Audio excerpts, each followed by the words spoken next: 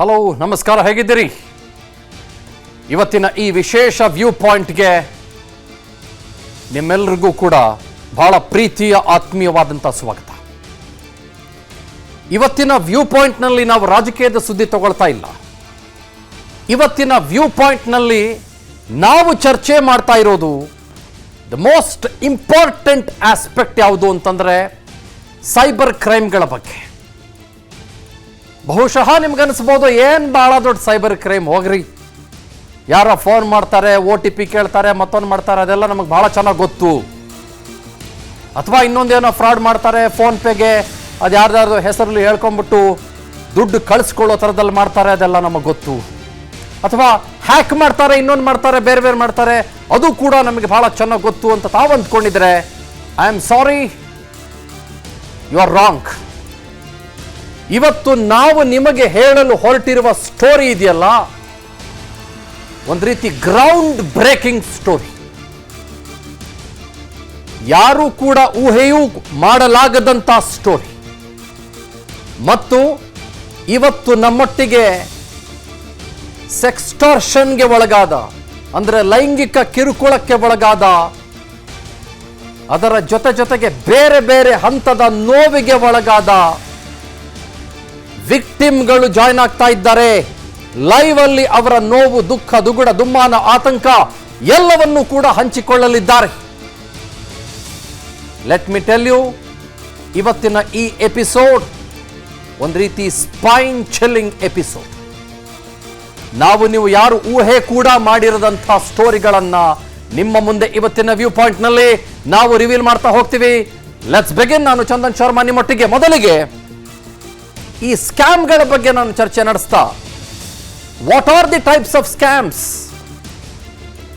ಯಾವ ಯಾವ ರೀತಿ ಸ್ಕ್ಯಾಮ್ಗಳಿದ್ದಾವೆ ಅದನ್ನು ನೋಡಲೇಬೇಕು ನಾವು. ಬಹಳ ಜನಕ್ಕೆ ಗೊತ್ತಿರೋದು ಕೆಲವು ಸ್ಕ್ಯಾಮ್ಗಳು. ಅದೇನೋ OTP ಬರುತ್ತೆ, ಇನ್ನೊಂದು ಬರುತ್ತೆ, ಬೇರೆ ಬರುತ್ತೆ ಅಂತ. No, I am sorry, there are many kind of scams. ಈಗ ಇತ್ತೀಚೆಗೆ ಶುರುವಾಗಿರೋದು ಬಹಳ ಮುಖ್ಯವಾಗಿ ಕೊರಿಯರ್ ಸ್ಕ್ಯಾಮ್ ಅನ್ನೋದು ಶುರುವಾಗಿದೆ. ಇನ್ನೊಂದು ಲೈಂಗಿಕ ಹಿಂಸೆ, ಅಂದರೆ ಸೆಕ್ಸ್ಟಾರ್ಷನ್ ಅಂತ ನಾವೇನು ಕರಿತೀವಿ, ಆ ಸೆಕ್ಸ್ಟಾರ್ಷನ್ ಬಹಳ ದೊಡ್ಡ ಮಟ್ಟದಲ್ಲಿ ಶುರುವಾಗಿದೆ ಇವಾಗ. ನಾಟ್ ಜಸ್ಟ್ ದ್ಯಾಟ್, OTP ವಂಚನೆ. ನಿಮ್ಮ ಮೊಬೈಲ್ಗೆ OTP ಬಂದಿದೆ, OTP ಹೇಳಿ ನಿಮ್ಮ ದುಡ್ಡು ರೀಫಂಡ್ ಆಗುತ್ತೆ. ಕೊರಿಯರಿಂದ ಬಂದಿದ್ದೀವಿ, ನೀವು ಯಾವುದೋ ಪಾರ್ಸಲ್ಗೆ ಆರ್ಡರ್ ಮಾಡಿದ್ದೀರಿ, ಅದನ್ನು ಕ್ಯಾನ್ಸಲ್ ಮಾಡಬೇಕು ಅಂತಂದ್ರೆ ನಿಮ್ಮ ಮೊಬೈಲ್ ಫೋನ್ಗೆ ಬಂದಿರೋ OTP ಹೇಳಿ. OTP ಹೇಳಿದ ತಕ್ಷಣ ನಿಮ್ಮ ಅಕೌಂಟ್ನಿಂದ ಹಣ ಕಟ್ಟಾಗುತ್ತೆ.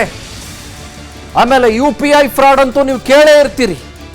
ಯುನೈಟೆಡ್ ಪೇಮೆಂಟ್ಸ್ ಇಂಟರ್ಫೇಸ್ ಅಂತ ಕರೀತಾರೆ UPI ಅಂತಂದ್ರೆ. ಯಾವುದೋ OLX ಅಲ್ಲೋ ಯಾವುದ್ರಲ್ಲೋ ಮತ್ತೊಂದ್ರಲ್ಲೋ ಏನೋ ಆ್ಯಡ್ ಹಾಕಿರ್ತೀರಿ ನೀವು. ಅವನು ಯಾವನೋ ಫೋನ್ ಮಾಡ್ತಾನೆ, ನಾನು ಪರ್ಚೇಸ್ ಮಾಡ್ತೀನಿ ಅಂತ. ಅವಾಗ ಅವ್ನು ನೀವು ಕೇಳೋದಕ್ಕಿಂತ ಹೆಚ್ಚಿಗೆ ದುಡ್ಡು ಕೊಡಕ್ಕೆ ಬರ್ತಾನೆ. ಆಮೇಲೆ ಅವನು ಹೇಳ್ತಾನೆ ಫೋನ್ಪೇ ಮಾಡಿಬಿಡಿ ಅಂತ ಹೇಳ್ತಾನೆ. ಅವಾಗ ನೀವು ಕೇಳ್ತೀರಿ, ನೀವ್ಯಾಕೆ ಫೋನ್ಪೇ ಮಾಡಬೇಕು ಅಂತ.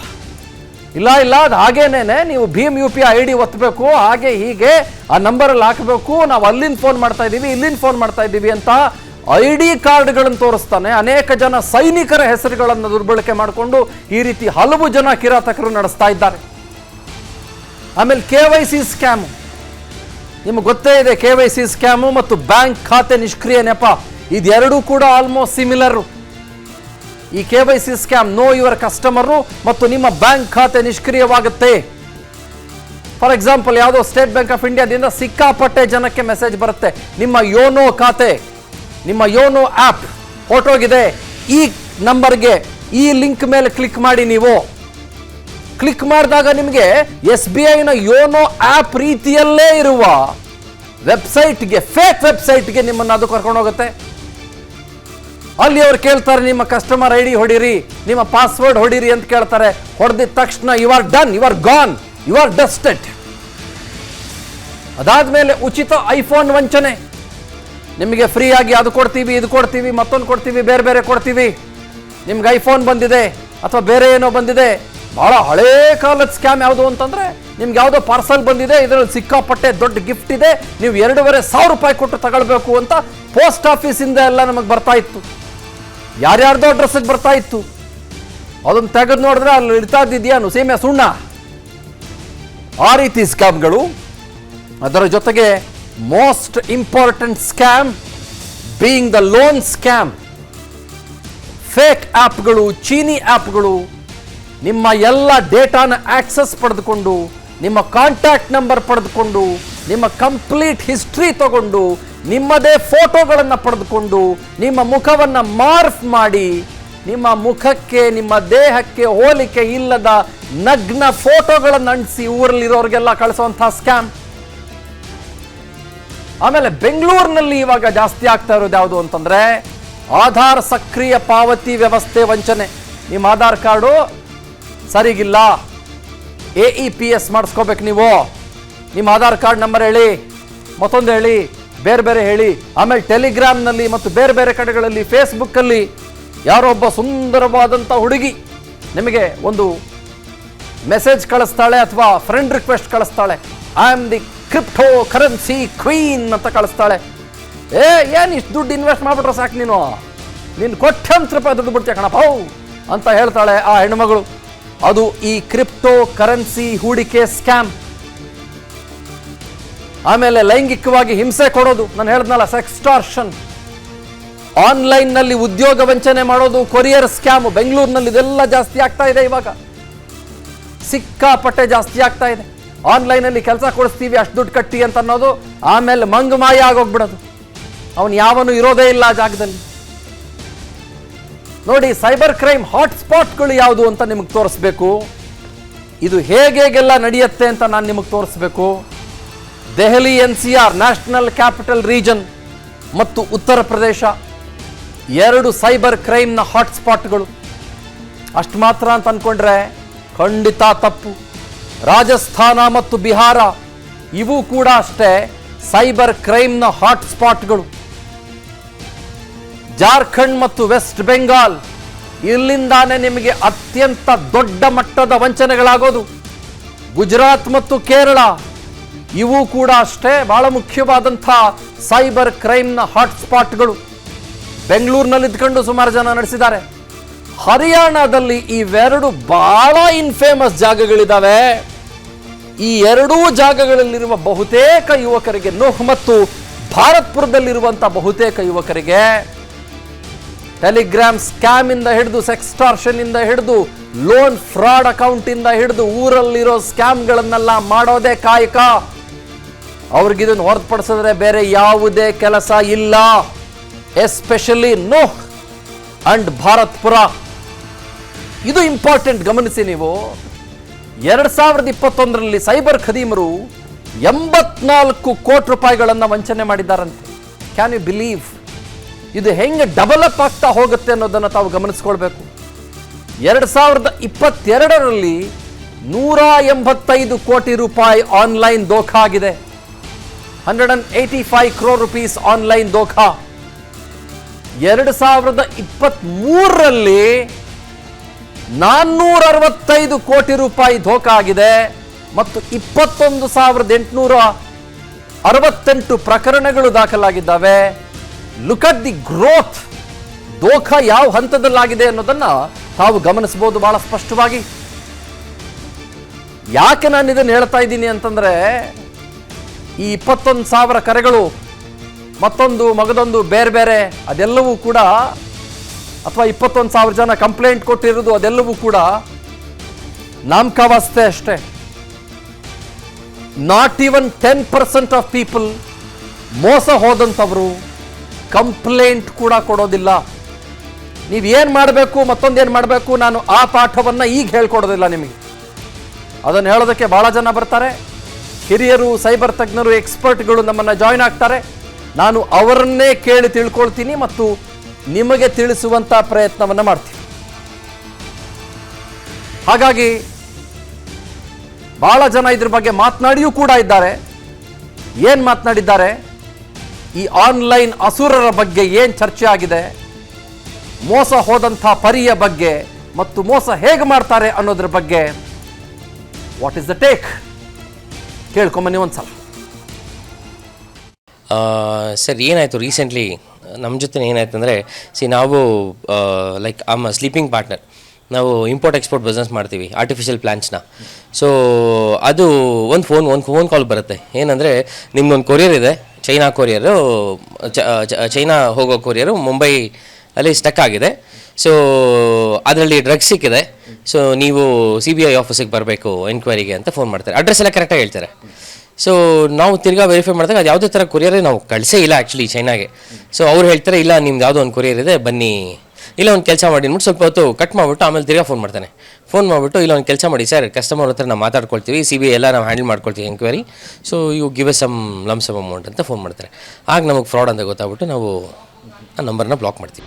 ಈ ಫೆಡೆಕ್ಸು ಮತ್ತು ಮೀಶೋ ಅಂತ ಎಲ್ಲ ಬಂದಿದೆ, ಅದು ಆನ್ಲೈನ್ ಆ್ಯಪ್ಲಿಕೇಶನ್ಸು. ಅದರಲ್ಲಿ ಏನಾಗ್ತದೆ, ಕೊರಿಯರು ನೀವು ತಪ್ಪ ಅಡ್ರೆಸ್ಗೆ ಕಳಿಸಿದ್ದೀರ ಅಂತ ಹೇಳಿ ಆ ಕೊರಿಯರಲ್ಲಿ ಡ್ರಗ್ಸ್ ಸಿಗ್ತಿದೆ, ನಾವು ಮುಂಬೈ ಪೊಲೀಸವರು ಅಂತ ಇಂಪರ್ಸನೇಟ್ ಮಾಡಿ ಅವರು ಮಾತಾಡ್ತಾರೆ. ಮುಂಬೈಯಿಂದಾಗಲಿ ಡೆಲ್ಲಿಯಿಂದಾಗಲಿ ಮುಂಬೈ ಪೊಲೀಸೇ ಅಂತ ಮಾತಾಡ್ತಾರೆ. ಆಗ ಏನಾಗ್ತದೆ, ಇವ್ರಿಗೆ ಡ್ರಗ್ಸು ಸಿಗುತ್ತಲ್ಲ ಕೊರಿಯರಲ್ಲಿ, ನಾವು ಆ ಸ್ಟೇಟ್ಗೆ ಹೋಗಿ ನಾವು ಕೇಸ್ ಕಂಡಕ್ಟ್ ಮಾಡಬೇಕಲ್ಲ ಅಂತ they act according to the hackers. So ಇದರಲ್ಲಿ ಏನಾಗ್ತದೆ, ಗೋಲ್ಡನ್ ಅವರ್ಸ್ ಅಂತ ಇದೆ. ಹ್ಯಾಕ್ ಆಗಿ ಅವರ ಅಮೌಂಟು ಕಳ್ಕೊಂಡಿದ್ದು ಟೈಮ್. ಸೈಬರ್ ಕ್ರೈಮ್ ಅಂತ ಬೇರೆ, ಫೆಡೆಕ್ಸ್ ಬೇರೆ, ಜಾಬ್ ಫ್ರಾಡ್ ಅಂತ ನಾವು ಹೇಳೋಕ್ಕಾಗಲ್ಲ. Actually different types of varieties of crimes ಇದೆ. ನಂಬರ್ ಆಫ್ ಕ್ರಿಮಿನಲ್ಸ್ಗಳು. ಈ ಆನ್ಲೈನ್ ಅಸುರರ ಬಗ್ಗೆ ಎಷ್ಟು ಮಾತನಾಡಿದ್ರು ಕೂಡ ಬಹಳ ಕಡಿಮೆನೆ. ನಾನು ಯಾಕೆ ಇದನ್ನು ಭಾಳ ಸೀರಿಯಸ್ ಆಗಿ ನಿಮ್ಮ ಮುಂದೆ ಹೇಳ್ತಾ ಇದ್ದೀನಿ ಅಂತಂದರೆ, ಬೆಂಗಳೂರಿನಲ್ಲಿ ನಿನ್ನೆ ನಡೆದಂಥ ಒಂದು ಘಟನೆ ಬೆಳಕಿಗೆ ಬಂದಿದೆ. ಅದರಲ್ಲಿ 29 ವರ್ಷದ ಒಬ್ಬ ವಕೀಲೆ ಹೆಣ್ಮಗಳು ಪಡಬಾರದ ಹಿಂಸೆಯನ್ನು ಅನುಭವಿಸಿಬಿಟ್ಟಿದ್ದಾಳೆ. ಆಕೆಯಿಂದ 15 ಲಕ್ಷ ರೂಪಾಯಿನ ಪೀಕಿದ್ದಾರೆ. ನೋಡಮ್ಮ, ಥೈಲ್ಯಾಂಡ್ಗೆ ಹೋಗಬೇಕಾಗಿದ್ದಂಥ ಕೊರಿಯರು ನಿನ್ನ ಹೆಸರಲ್ಲಿದೆ, ಅದರಲ್ಲಿ MDMA ಡ್ರಗ್ಸ್ ಇದೆ, ಕ್ರೆಡಿಟ್ ಕಾರ್ಡ್ಗಳಿದ್ದಾವೆ, ನೀನೇ ಅದನ್ನು ಬುಕ್ ಮಾಡಿದ್ಯಾ, ನೀನೇ ತರಿಸ್ಕೊಳ್ತಾ ಇದೆಯಾ, ಯು ಆರ್ ಎ ಫ್ರಾಡ್. ನಾವು CBIನಿಂದ ಫೋನ್ ಮಾಡ್ತಾ ಇದ್ದೀವಿ, ಫೆಡೆಕ್ಸ್ನವರು ನಮಗೆ ಇದನ್ನು ಹೇಳಿದ್ರು ಅಂತಂದಾಗ ಹೆಣ್ಮಗಳು ಹೆದರಿ ಬಿಡ್ತಾಳೆ, ಒಬ್ಬ ವಕೀಲೆ. ಅದಾದಮೇಲೆ ಏನಾಗುತ್ತೆ, ಆ ಹೆಣ್ಮಗಳ ಸ್ಕ್ರೀನ್ ಶೇರಿಂಗ್ ಪಡ್ಕೊಳ್ತಾರೆ, ಹೆಣ್ಮಗಳ ವೆಬ್ ಕ್ಯಾಮ್ ಆಕ್ಸೆಸ್ ಪಡ್ಕೊಳ್ತಾರೆ. ಆ ಹೆಣ್ಮಗಳನ್ನು 36 ಗಂಟೆಗಳ ಕಾಲ ನೀನು ಬೆತ್ತಲಾಗಿರಬೇಕು ಅಂತ ಹೇಳ್ತಾರೆ. ಆ ಹೆಣ್ಮಗಳ ಪ್ರತಿ ಚಲನವಲನಗಳನ್ನು ನಾವು ಗಮನಿಸ್ತೀವಿ ಅಂತ ಬೇರೆ ಬೇರೆ ರೀತಿಯಲ್ಲಿ ಹೆಣ್ಣುಮಗಳಿಗೆ ಕೊಡಬಾರದ ಹಿಂಸೆಯನ್ನು ಕೊಟ್ಟುಬಿಟ್ಟಿದ್ದಾರೆ ಫಾರ್ ನಿಯರ್ಲಿ 36 ಅವರ್ಸ್. ಮತ್ತು ಇದು ನಡೆದಿರೋದು ಬೆಂಗಳೂರಿನಲ್ಲಿ. ಇದನ್ನು ನೋಡಿದ ಮೇಲೆ ನಮಗೆ ಭಯ ಶುರುವಾಗೋಯ್ತು. ನಾನು ಕಳೆದ ಕೆಲವು ತಿಂಗಳ ಹಿಂದೆ ಒಬ್ಬರ ಹತ್ರ ಮಾತಾಡ್ತಾ ಇದ್ದೆ, ನಿಖಿತಾ ಅಂತ. ಅವ್ರು ಯಾವುದೋ ಒಂದು 5,000 ಲೋನ್ ತೊಗೊಳ್ತಾರೆ, ಯಾವುದೋ ಒಂದು ಹೇಳ ಹೆಸರಲ್ಲಿದ್ದ ಆ್ಯಪ್ನಿಂದ. ಅವರಿಗೆ ಬರೋದೇ 2,500 ರೂಪಾಯಿ ಇದೇನೋ ಪ್ರೊಸೆಸಿಂಗ್ ಫೀಸ್ ಅಂತ ಕಟ್ ಮಾಡಿಕೊಂಡು 2,500 ಕೊಡ್ತಾರೆ. ಅದಾದಮೇಲೆ ಆಕೆಗೆ ಶುರುವಾದಂಥ ಹಿಂಸೆ ಯಾವ ಹಂತಕ್ಕೆ ಅಂತಂದರೆ, ಆಕೆಯ ಸಂಸಾರನೇ ಹಾಳು ಬಿದ್ದೋಗುತ್ತೆ. ಇದರ ಬಗ್ಗೆ ನಾವು ಇವತ್ತು ಗಂಭೀರವಾಗಿ ಎಚ್ಚೆತ್ತುಕೊಂಡು ಗಮನ ಹರಿಸಲಿಲ್ಲ ಅಂತಂದರೆ, ನಮ್ಮಲ್ಲಿ CENಗಳಿದ್ದಾವೆ, ಸೈಬರ್ ಮತ್ತು ಎಕನಾಮಿಕ್ ಮತ್ತು ನಾರ್ಕೋಟಿಕ್ ವಿಂಗ್ಗಳು ಖಂಡಿತವಾಗ್ಲೂ ಕೂಡ ಇದ್ದಾವೆ, ಇಲ್ಲ ಅಂತ ಹೇಳ್ತಾ ಇಲ್ಲ. ಬಟ್ ಎಷ್ಟರ ಮಟ್ಟಿಗೆ ಕಾರ್ಯಪ್ರವೃತ್ತವಾಗಿದ್ದಾವೆ ಅನ್ನೋ ಪ್ರಶ್ನೆ ನಾನು ಮಾಡೋದಿಲ್ಲ, ಪಾಪ ಮಾಡ್ತಿದ್ದಾರೆ. But how equipped are they? ಇವನು ಯಾವನೋ ಎಲ್ಲ ಕೂತ್ಕೊಂಡು ಮಾಡ್ತಾನೆ, ಒಂದು 500 ಸಿಮ್ ಕಾರ್ಡ್ಗಳನ್ನು ಪರ್ಚೇಸ್ ಮಾಡ್ತಾರೆ ಇವರು, ಡಂಪ್ ಮಾಡಿ ಹೋಗ್ತಾರೆ 500 ಸಿಮ್ ಕಾರ್ಡ್ಗಳನ್ನು ಇವ್ರಿಗೆ. ಅದರದ್ದೊಂದು ದೊಡ್ಡ ಸ್ಕ್ಯಾಮ್ ಇದೆ. ನಾವು ಸುಮ್ಮನೆ ಅಲ್ಲಿ ಕೂತ್ಕೊಂಡು ಮಾತಾಡ್ಬಿಟ್ಟು ಅವ್ರನ್ನ ಯಾಕೆ ಹಿಡಿಯೋಕ್ಕಾಗಲ್ಲ ಅಂತಂದರೆ, ಅದು ಎಂಥ ಹರ್ಕ್ಯುಲಿಯನ್ ಟಾಸ್ಕ್ ಅಂತಂದರೆ ಅಂಥ ಹರ್ಕ್ಯುಲಿಯನ್ ಟಾಸ್ಕ್ ಅದು, ಗೊತ್ತಾಯ್ತಾ? It's not at all simple, not at all easy. ಅವ್ನು ಯಾವನೋ ಎಲ್ಲೋ ದೂರದಲ್ಲಿ ಕೂತ್ಕೊಂಡು ಆಮೇಲೆ ಆ ಸಿಮ್ ಕಾರ್ಡ್ನ ಡೆಮಾಲಿಷ್ ಮಾಡಿಬಿಡ್ತಾನೆ. ನೀವು ಅನೇಕ ಡಾಕ್ಯುಮೆಂಟ್ರಿಗಳನ್ನು ಗಮನಿಸಿ, BBC ಮಾಡಿರೋ ಡಾಕ್ಯುಮೆಂಟ್ರಿ ಗಮನಿಸಿ, NDTV ಮಾಡಿರೋ ಡಾಕ್ಯುಮೆಂಟ್ರಿ ಗಮನಿಸಿ, ನೆಟ್ಫ್ಲಿಕ್ಸ್ನ ಡಾಕ್ಯುಮೆಂಟ್ರಿಗಳನ್ನು ಗಮನಿಸಿ, ರಿಯಲ್ ಡಾಕ್ಯುಮೆಂಟ್ರಿಗಳನ್ನು ಗಮನಿಸಿ. ನೀವು ಒಬ್ರು ಕೇಳ್ತಾರೆ ಪತ್ರಕರ್ತರು ಒಬ್ಬನನ್ನು, ಏನಪ್ಪ ನೀನು ಸೆಕ್ಸ್ಟರ್ಷನ್ ಮಾಡ್ತೀಯಲ್ಲ, ಅಂದರೆ ಯಾವುದೋ ಹುಡುಗಿ ವಿಡಿಯೋ ಕಾಲ್ ಮಾಡಿಸ್ಬಿಟ್ಟು ಅದನ್ನು ರೆಕಾರ್ಡ್ ಮಾಡಿಬಿಟ್ಟು ನೀನು ಅದನ್ನು ಬೇರೆಯವ್ರಿಗೆ ಕಳಿಸ್ಬಿಟ್ಟು ನೀನು ದುಡ್ಡನ್ನೆಲ್ಲ ನೀನು ತೊಗೊಳ್ತೀಯಲ್ಲ, ಒಬ್ಬ ಯಾವನೋ ಸೂಸೈಡ್ ಮಾಡ್ಕೊಂಬಿಟ್ನಲ್ಲ, ನಿನಗೇನು ಅನ್ಸಲ್ವಾ ಅಂತ ಒಬ್ಬ ಪತ್ರಕರ್ತ ಅವನನ್ನು ಕೇಳಿದಾಗ ಅವನು ಹೇಳ್ತಾನೆ, ಅಯ್ಯೋ ಅನಿಸುತ್ತೆ ಒಂದೊಂದು ಸಲ, ಏನು ಮಾಡೋದು, ನನ್ನ ಕೆಲಸ ನಾನು ಮಾಡಬೇಕಲ್ವಾ, ನಾನು ಇರೋದೇ ಕೆಲಸ ಮಾಡೋಕ್ಕೆ ಅಂತ ಅವನು. ಅಂದರೆ they are cold-blooded criminals. They don't even care for you. They're not bothered. ಯಾಕಂದ್ರೆ ಅವನು ಗೊತ್ತು ಅವ್ನು ಸಿಕ್ಕಾಕೊಳ್ಳಲ್ಲ ಅಂತ. ಸಿಕ್ಕಾಕೊಂಡ್ರು ಅವ್ನಿಗೆ ಏನಾಗುತ್ತೆ ಅಂತ ಕಾನೂನಾತ್ಮಕವಾಗಿ ಅಂತ ಐ ನಾಟ್ ಶೋರ್. ಹಾಗಾಗಿ ನಾವಿದ್ರ ಬಗ್ಗೆ ಇವತ್ತು ಚರ್ಚೆ ಮಾಡಲಿಲ್ಲ, ನಿಮಗೆ ಅವೇರ್ನೆಸ್ ಕೊಡಲಿಲ್ಲ ಅಂತಂದರೆ ನಮಗಿಂತ ದೊಡ್ಡ ಮೂರ್ಖರು ಬೇರೆ ಯಾರೂ ಇಲ್ಲ. ಸೆಕೆಂಡ್ಲಿ, ನಮಗೇನೋ ಒಂದು ಸ್ವಲ್ಪ ಗೊತ್ತು, ಆ ಕಡೆ ಈ ಕಡೆ ತಿಳ್ಕೊಂಡಿದ್ದೀವಿ, ಫೇಸ್ಬುಕ್ ನೋಡ್ತೀವಿ, ಮತ್ತೊಂದು ನೋಡ್ತೀವಿ, ಇನ್ಸ್ಟಾಗ್ರಾಮ್ ನೋಡ್ತೀವಿ, ಗೂಗಲಲ್ಲಿ ಅದೇನೋ ಸರ್ಚ್ ಮಾಡ್ತಾ ಇರ್ತೀವಿ ಅಂತ ಅಂದ್ಕೊಳ್ಳೋಣಪ್ಪ. ಒಂಚೂರು ಏನೋ ಈ ಥರ ಟಿ ವಿ ನೋಡ್ಕೊಳ್ತೀವಿ ಅಂತ.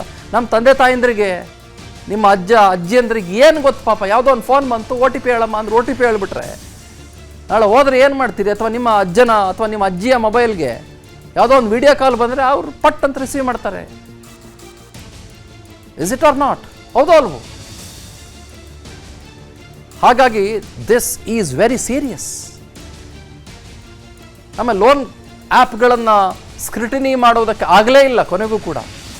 ಅವಾಗ ನೋಡ್ತಾ ಇರ್ತೀವಿ, ವರ್ಷಕ್ಕೊಂದು 56 ಆ್ಯಪ್ಗಳನ್ನು ಕಿತ್ತಾಕಿದ್ವಿ, ಒಂದು 120 ಆ್ಯಪ್ಗಳನ್ನು ಕಿತ್ತಾಕಿದ್ವಿ ಅಂತ ನಮ್ಮ IT ಡಿಪಾರ್ಟ್ಮೆಂಟ್ ಹೇಳ್ತಾ ಇರುತ್ತೆ. ನೀವು ಕಿತ್ತಾಕ್ತಾ ಇದ್ದಂಗೆ ಆಂಡ್ರಾಯ್ಡ್ನಲ್ಲಿ ಮಶ್ರೂಮಿಂಗ್ ಆಗ್ತಾ ಇರ್ತವೆ ಆ್ಯಪ್ಗಳು.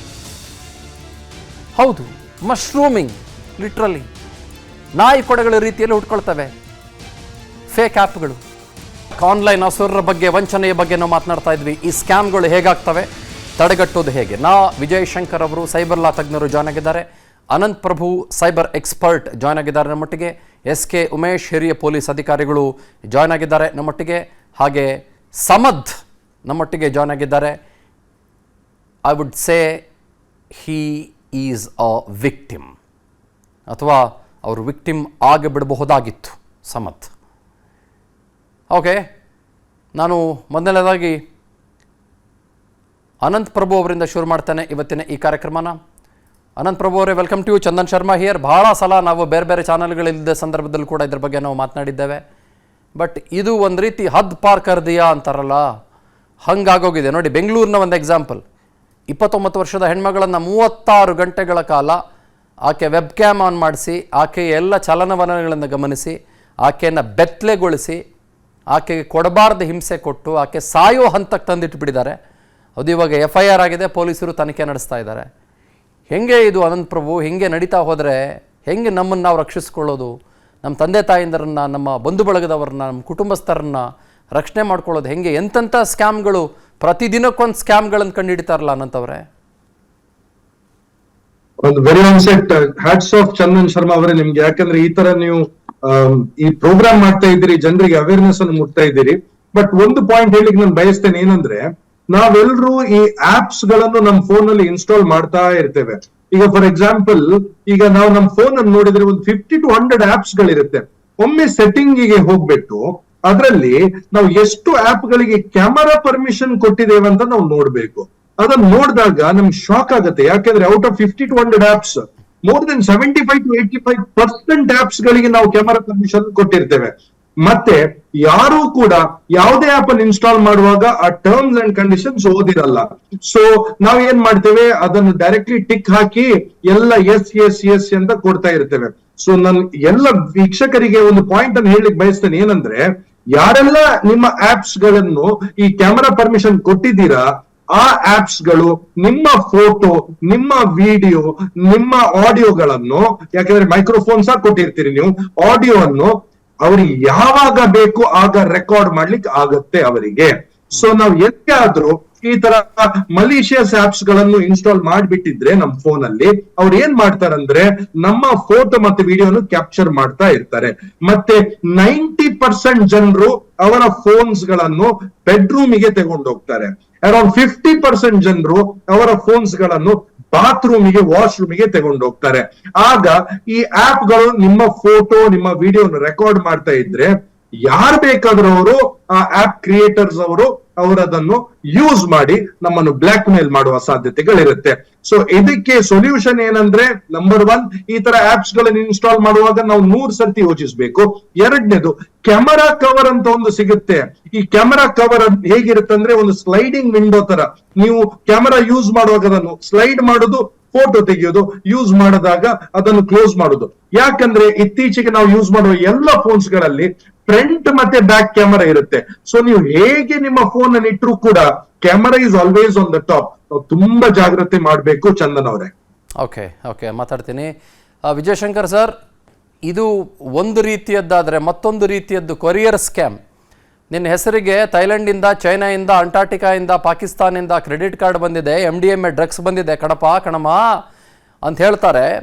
ನಾವು ಫೆಡೆಕ್ಸಿಂದ ಅಂತ ಹೇಳ್ತಾರೆ, ಬ್ಲೂ ಡಾಟಿಂದ ಅಂತ ಹೇಳ್ತಾರೆ, ಬೇರೆ ಬೇರೆ ಕೊರಿಯರ್ ಕಂಪ್ನಿಗಳ ಹೆಸರು ಹೇಳ್ತಾರೆ. ಆಮೇಲೆ CBIಗೆ ಟ್ರಾನ್ಸ್ಫರ್ ಮಾಡ್ಕೊಡ್ತೀವಿ, ಇದನ್ನು ಸೆಟಲ್ ಮಾಡ್ಕೊಂಡ್ಬಿಡಿ ಅಂತಾರೆ.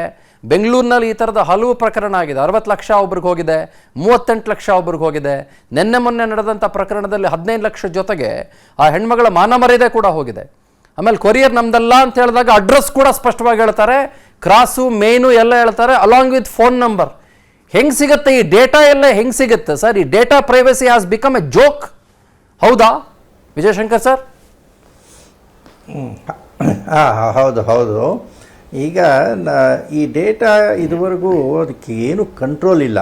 ಇವಾಗ ನಾವು ಬ್ಯಾಂಕ್ನವ್ರಿಗೆ ಕೊಡ್ತೀವಿ ಅಥವಾ ಬೇರೆ ಒಂದು ಆ್ಯಪ್ಸ್ಗೆ ನಾವು ನಮಗೆ ಯಾವ್ದಾರ ಒಂದು ಸರ್ವಿಸ್ ಬೇಕಾಗಿದೆ ಅನ್ನುವಾಗ ನಾವು ನಮ್ಮ ಡೇಟಾನ ಕೊಡ್ತೀವಿ. ಆ ಡೇಟಾನ ಅವರು ಬೇರೆಯವ್ರಿಗೆ ಹಂಚ್ತಾರೆ. ಇಲ್ಲದೆ ಹೋದ್ರೂ ಇಂಟರ್ನೆಟ್ ಒಳಗೆ ಬೇಕಾದಷ್ಟು ಕಡೆ ನಮ್ಮ ಡೇಟಾ ಸಿಗುತ್ತೆ. ಇವಾಗ ನಮ್ಮಂಥವ್ರು ಯಾವುದೇ ಒಂದು ಇಂಟರ್ನೆಟ್ ಒಳಗೆ ಏನಾರು ಕೆಲಸ ಮಾಡೋರು ನಮ್ಗಳದ್ದು ಇನ್ಫಾರ್ಮೇಷನ್ನು ಗೂಗಲಲ್ಲಿ ಸರ್ಚ್ ಮಾಡಿದ್ರೆ ಅಥವಾ ಲಿಂಕ್ಡ್ಇನ್ನು ಅಥವಾ ಎಕ್ಸ್ ಒಳಗೆ ಸರ್ಚ್ ಮಾಡಿದ್ರೆ ನಮ್ಮ ಇನ್ಫಾರ್ಮೇಷನ್ ಇರುತ್ತೆ. ಸೊ ಇನ್ಫಾರ್ಮೇಷನ್ನ ಕಲೆಕ್ಟ್ ಮಾಡೋದು ಅದೊಂದು ಮಹಾ ದೊಡ್ಡ ಕೆಲಸ ಅಲ್ಲ. ಅದು ಏನು ಈ ಫೆಡೆಕ್ಸ್ ಫ್ರಾಡ್ಸ್ ಒಳಗೆ ಏನಾಗ್ತಿದೆ, ಅವ್ರ ಹೆಸರು, ಅವ್ರದ್ದು ಮೊಬೈಲ್ ನಂಬರು ಮುಖ್ಯವಾಗಿ ಕಲೆಕ್ಟ್ ಮಾಡ್ತಾರೆ. ದಿಸ್ ಈಸ್ ಸಿಂಪಲ್ ಇನ್ಫಾರ್ಮೇಷನ್, ಎಲ್ಲರ ಹತ್ರನೂ ಇರುತ್ತೆ. ಒಂದು ನಾವು ನೋಡಬೇಕಾದ್ದೇನು ಅಂದರೆ ಇವೆಲ್ಲ ಫೈನಾನ್ಷಿಯಲ್ ಫ್ರಾಡ್ಸ್. 2 ಥರ ಫ್ರಾಡ್ ನಾವು ನೋಡ್ಬೋದು. ಒಂದು ಫೈನಾನ್ಷಿಯಲ್ ಫ್ರಾಡ್ಸು, ಇನ್ನೊಂದು ಇವಾಗ ಈ ಸೆಕ್ಸ್ಟ್ರಾಷನ್ ಥರ ಫ್ರಾಡ್ಸು. ನಾವೀಗ ಮೊದಲು ಫೈನಾನ್ಷಿಯಲ್ ಫ್ರಾಡ್ಸ್ ಅಂತ ತೊಗೊಳ್ಳೋಣ. ಈ ಫೈನಾನ್ಷಿಯಲ್ ಫ್ರಾಡ್ಸ್ ನಡೆದಾಗ ದುಡ್ಡು ಹೋಗಿದೆ ಅಂತಂದರೆ ಅದು ಯಾವುದೋ ಒಂದು ಬ್ಯಾಂಕಿನ ಮೂಲಕ ಹೋಗಿರುತ್ತೆ, ಒಂದು ಬ್ಯಾಂಕಿಗೆ ತಲುಪಿರುತ್ತೆ. ಈಗ ನೀವು ಮುಂಚೆ ಹೇಳಿದ್ರಿ ಭರತ್ಪುರ, ಜಮ್ತಾರ, ನೂ ಆ ಥರ ಬೇಕಾದಷ್ಟು ಟೌನ್ಸು ಅಥವಾ ವಿಲೇಜಸ್ಗಳಲ್ಲಿ ಈ ಒಂದು ಸೈಬರ್ ಕ್ರೈಮ್ ಮಾಫಿಯಾ ಕ್ರಿಯೇಟ್ ಆಗಿಬಿಟ್ಟಿದೆ. ಅಲ್ಲಿ ಇರೋ ಹಳ್ಳಿ ಜನಗಳಿಗೆ ಇದೇ ಒಂದು ಉದ್ಯೋಗ. ಹಳ್ಳಿ ಜನಗಳಿಗೆ ಇದೊಂದು ಉದ್ಯೋಗ ಅಂತಂದರೆ ಆ ಊರಲ್ಲಿರೋ ಬ್ಯಾಂಕ್ಗಳು ಈ ಸೈಬರ್ ಕ್ರಿಮಿನಲ್ಸ್ಗೆ ಬ್ಯಾಂಕರ್ಸ್ ಆಗಿರ್ತಾರೆ ಹೊರತು ನ್ಯಾಯವಾಗಿ ಯಾವ ಬಿಸ್ನೆಸ್ಗೂ ಅವ್ರ ಬ್ಯಾಂಕರ್ ಆಗಿರೋದಿಲ್ಲ. ಅಂದ್ರೆ ಏನರ್ಥ, these bankers in Bharatpur are no etcetera are also part of this whole scam. ಇದೇ ರೀತಿ ಈಗ ಸಿಮ್ ಕಾರ್ಡ್, ಈಗ most of the mobiles problem ಆಗೋದು ಸಿಮ್ ಕಾರ್ಡು. ನಾವು ಸಿಮ್ ಕಾರ್ಡ್ ಯಾವುದೋ ಒಬ್ಬರು ಯಾರೋ ಬುದ್ಧಿವಂತರು ಅದನ್ನು ಫ್ರಾಡ್ ಅಂತ ಕಂಡು ಹಿಡಿದು ಪೊಲೀಸ್ನವ್ರಿಗೆ ಒಂದು ಹೇಳ್ತಾರೆ ಅಂತ ಅಂದ್ಕೊಳ್ಳಿ, ಅವರು ಅದನ್ನು ಸ್ಟಾಪ್ ಮಾಡೋದಕ್ಕೆ ಟ್ರೈ ಮಾಡ್ಬೋದು, ಅಥವಾ ಆ ಪರ್ಟಿಕ್ಯುಲರ್ ಸಿಮ್ ಕಾರ್ಡ್ ಓನರ್ ಯಾರು ಅಂತ ಕಂಡು ಹಿಡಿದು ಅವ್ರಿಗೇನಾದ್ರು ಪನಿಷ್ಮೆಂಟ್ ಕೊಡೋಕ್ಕೆ ಪ್ರಯತ್ನ ಪಡ್ಬೋದು. ಆದರೆ ಈ ಸಿಮ್ ಕಾರ್ಡ್ ಕೊಡೋರು ಏನು ಮಾಡ್ತಾರೆ, ಈ ಏರ್ಟೆಲ್ ಆಗಲಿ, ಜಿಯೋ ಆಗಲಿ, ಯಾವುದೇ ಒಂದು ದೊಡ್ಡ ಕಂಪ್ನಿಗಳು, ವೋಡಾಫೋನ್ ಆಗಲಿ, ಅವರು ಪ್ರಾಪರ್ KYC ಮಾಡೋದಿಲ್ಲ. ಅಂದರೆ ಈ ಸಿಮ್ ಕಾರ್ಡ್ ಕೊಡಬೇಕಾದಾಗ ಅದನ್ನು ಯಾರಿಗೆ ಕೊಡ್ತಾ ಇದ್ದೀವಿ ಅಂತ ಅವ್ರು ಸರಿಯಾದ ರೆಕಾರ್ಡ್ ಮಾಡ್ಕೊಳ್ಳದೆ ಕೆಲವು ಕಡೆ ನೀವು ಹೇಳಿದಾಗೆ ಬಲ್ಕ್ ಸಿಮ್ ಕಾರ್ಡ್ ಇಶ್ಯೂ ಕೊಡ್ತಾರೆ. ಇವಾಗ ಆ್ಯಕ್ಚುಲಿ ಅದಕ್ಕೆ ಒಂದು TRA ಇನ್ನೋರು ರೂಲ್ಸ್ ಮಾಡಿದ್ದಾರೆ, 9 ಸಿಮ್ ಕಾರ್ಡ್ಗಿಂತ ಜಾಸ್ತಿ ಕೊಡಬಾರ್ದು ಅಂತ ಒಂದು ರೂಲ್ಸ್ ಮಾಡಿದ್ದಾರೆ. ಹಾಗೂ ಈಗ ಈ ಸಿಮ್ ಕಾರ್ಡ್ ಇಶ್ಯೂಯರ್ಸ್ ಯಾರಿದ್ದಾರೆ ಅವ್ರಗಳದ್ದು ಫೇಲ್ಯೂರು, ಬ್ಯಾಂಕರ್ಸ್ ಫೇಲ್ಯೂರು, ಇವರಿಬ್ಬರು ತಮ್ಮ ಜವಾಬ್ದಾರಿಯನ್ನು ಅರ್ಥಕೊಂಡು ಈ ಫ್ರಾಡ್ಸ್ಟರ್ಸ್ಗೆ ಹೆಲ್ಪ್ ಮಾಡೋದನ್ನು ಬಿಟ್ಟರೆ ಆವಾಗ ಈ ರೀತಿಯ ಫೈನಾನ್ಷಿಯಲ್ ಫ್ರಾಡ್ಸು ಸುಮಾರು ಕಡಿಮೆ ಆಗುತ್ತೆ. ಓಕೆ, ನೀವು ಕಾನೂನಿನ ಪ್ರಕಾರ ತಗೊಂಡ್ರೆ ಈಗ ಹಲವಾರು ಸೈಬರ್ ಕ್ರೈಮ್ ಕೇಸ್ಗಳಲ್ಲಿ ಈ ಫಿಶಿಂಗ್ ಅಂತ ನಾವೇನು ಹೇಳ್ತೀವಿ, ಈಗ ಬ್ಯಾಂಕ್ಗಳನ್ನ ಇದಕ್ಕೆ ಜವಾಬ್ದಾರರನ್ನಾಗಿ ಮಾಡಿ ಬ್ಯಾಂಕ್ನವರು ದುಡ್ಡು ಕೊಡಬೇಕು ಅಂತ ಕಾನೂನಿನಲ್ಲಿಗೆ ಆಗಿದೆ. ಈಗ ರೀಸೆಂಟಾಗಿ ಕೆಲವು ಸಿಮ್ ಕಾರ್ಡ್ ಇಶ್ಯೂಯರ್ಸ್ ಏರ್ಟೆಲ್ ವೋಡಾಫೋನ್ಗೂ ಕೂಡ ಅವರು they are liable for cyber crime ಅಂತ ಆಗಿದೆ. ಸೊ ಕಾನೂನಿನೊಳಗೆ ಸ್ಲೋ ಆಗಿ ಈ ಇಂಟರ್ಮೀಡಿಯರೀಸ್ ಅಂತ ನಾವೇನು ಹೇಳ್ತೀವಿ ಅವ್ರಗಳಿಗೆ ಈ ಸೈಬರ್ ಕ್ರೈಮ್ ಜವಾಬ್ದಾರಿನ ಹೊರಿಸೋ ಅಂತ ಒಂದು ಕಾನೂನಿಗೆ ಸದ್ಯಕ್ಕಿದೆ. ಅದನ್ನು ಈ ಅಡ್ಜುಡಿಕೇಟರ್ ಅಂತ ನಾವೇನು ಕರಿತೀವಿ ಅಥವಾ ಟ್ರೈಬ್ಯುನಲ್ ಅಂತ ಏನು ಕರಿತೀವಿ ಅವ್ರುಗಳೆಲ್ಲ ರೆಕಗ್ನೈಸ್ ಮಾಡಿ ಈಗ ಅದನ್ನು ಮಾಡ್ತಾ ಇದ್ದಾರೆ. ಸೊ ಈಗ ನಾವು ಮುಂದೆ ಏನು ಮಾಡಬೇಕು ಅಂತಂದರೆ ಒಂದು ಇದು ರೀತಿಯೊಳಗೆ ನೀವು ಮಾಡ್ತಿರೋ ಅವೇರ್ನೆಸ್ಸು ಮಾಡಲೇಬೇಕು, ಅದು ನಡೀತಾ ಇರುತ್ತೆ. ಆದರೆ ನೀವು ನೋಡಿದಿರಿ ಎಷ್ಟೋ ಜನ ಬುದ್ಧಿವಂತರು ಅಂದರೆ ಎಜುಕೇಟೆಡ್ ಪರ್ಸನ್ಸೇ ಈ ಥರ ಫ್ರಾಡ್ಸ್ ಒಳಗೆ ಸಿಕ್ಕಾಕೋತಾ ಇದ್ದಾರೆ ಅಂತಂದರೆ ನಾವು ಬರೀ ಅವೇರ್ನೆಸ್ಸಿಂದಾನೇ ಈ ಥರ ರೀತಿ ಸೈಬರ್ ಕ್ರೈಮ್ಗಳನ್ನು ನಾವು ತಡೆಯೋದಕ್ಕೆ ಆಗೋದಿಲ್ಲ. ಅದಕ್ಕೂ ಮೇಲ್ಪಟ್ಟು ನಾ ಹೇಳಿದಾಗ ಇಂಟರ್ಮೀಡಿಯರೀಸ್ ಕಂಟ್ರೋಲ್ ಅದನ್ನು ಒಂದು ಟೈಟನ್ನು ಮಾಡಿದ್ರೆ ಮಾತ್ರ ನಾವು ಈ ರೀತಿಯ ಸೈಬರ್ ಕ್ರೈಮ್ಗಳನ್ನು ತಪ್ಪಿಸ್ಬೋದು. ಸೆಕ್ಸ್ಟಾರ್ಷನ್ ಅದೆಲ್ಲ ಏನಾಗುತ್ತೆ, ಅದೊಂಥರ ಸೈಕಲಾಜಿಕಲ್ ಆಸ್ಪೆಕ್ಟು.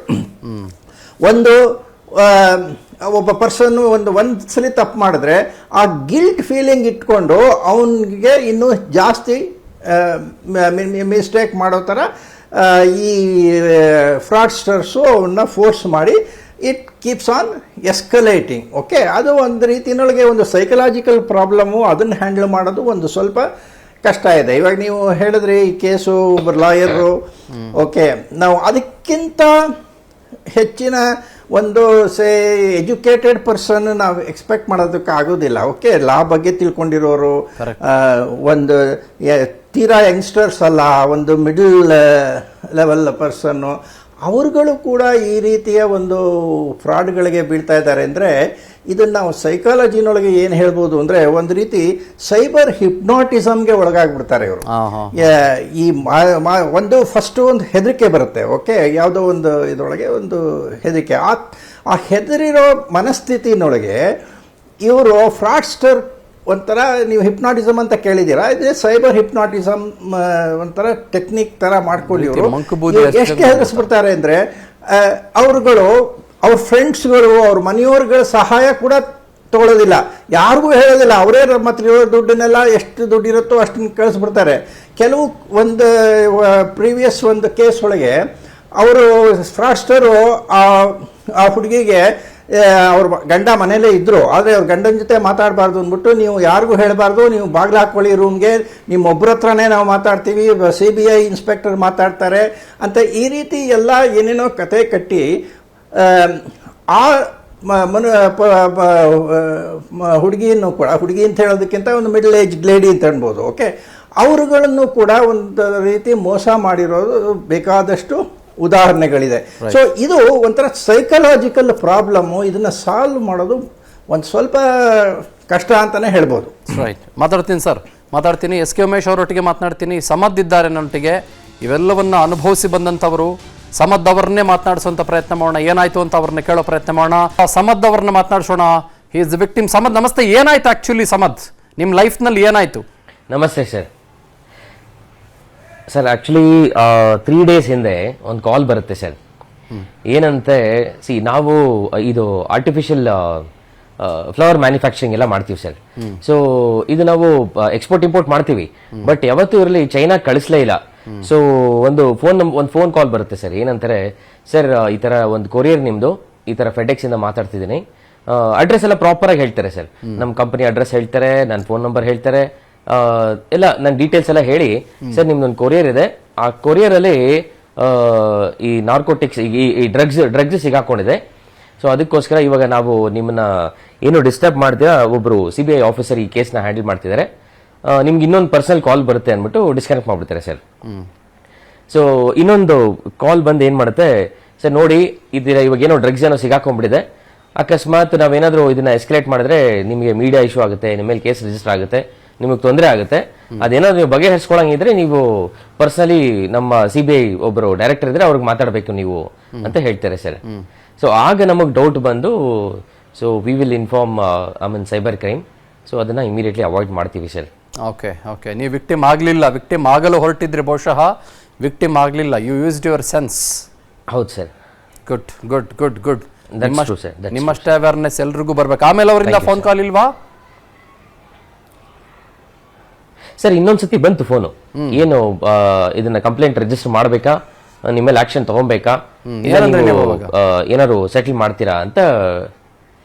ಸರ್ ನಾವು ಹೇಳಿದ್ವಿ, ಯಾರ ಫ್ರಾಡ್ ಪರ್ಸನ್, ನಿನ್ನ ಕಾಂಟ್ಯಾಕ್ಟ್ ನಂಬರ್ಸ್ ನೋಡಿದ್ರೆ ಕಾಂಟ್ಯಾಕ್ಟ್ ನಂಬರ್ಸ್ ಎಲ್ಲ ಹೇಗಿತ್ತಂದ್ರೆ ಇಟ್ಸ್ ಆಲ್ ಗೊತ್ತಾಗ್ತಿದೆ ಸರ್, ಯಾವುದೋ ಔಟ್ ಸ್ಟೇಟ್ ಐ ಮೀನ್ ಕರ್ನಾಟಕದಂತೂ ಅಲ್ಲ, it is somewhere registered outside ಅಂದ್ಬಿಟ್ಟು ಸ್ಟಾರ್ಟಿಂಗ್ ನಂಬರೇ ಗೊತ್ತಾಗುತ್ತೆ ಸರ್ ಆ ಥರ. ಓಕೆ, ಸೊ ನೀನು ಫ್ರಾಡ್ ಅಪ್ಪ ನೀನು ಅಂದಿದ ತಕ್ಷಣ ಆ ಕಡೆ ಇದ್ದವನು ಏನು ರೆಸ್ಪಾನ್ಸು?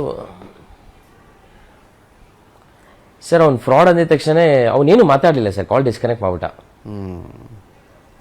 ಮಾತಾಡ್ತೀರಿ ನಿಮ್ಮ ಹತ್ರ. SKMS ಸರ್ ಏನಂತೀರಿ ಸರ್, ಇಂಥ ಪ್ರಕರಣಗಳು ಸಿಕ್ಕಾಪಟ್ಟೆ ಜಾಸ್ತಿ ಆಗ್ತಾ ಇದಾವಲ್ಲ ಸರ್ ಇತ್ತೀಚೆಗೆ?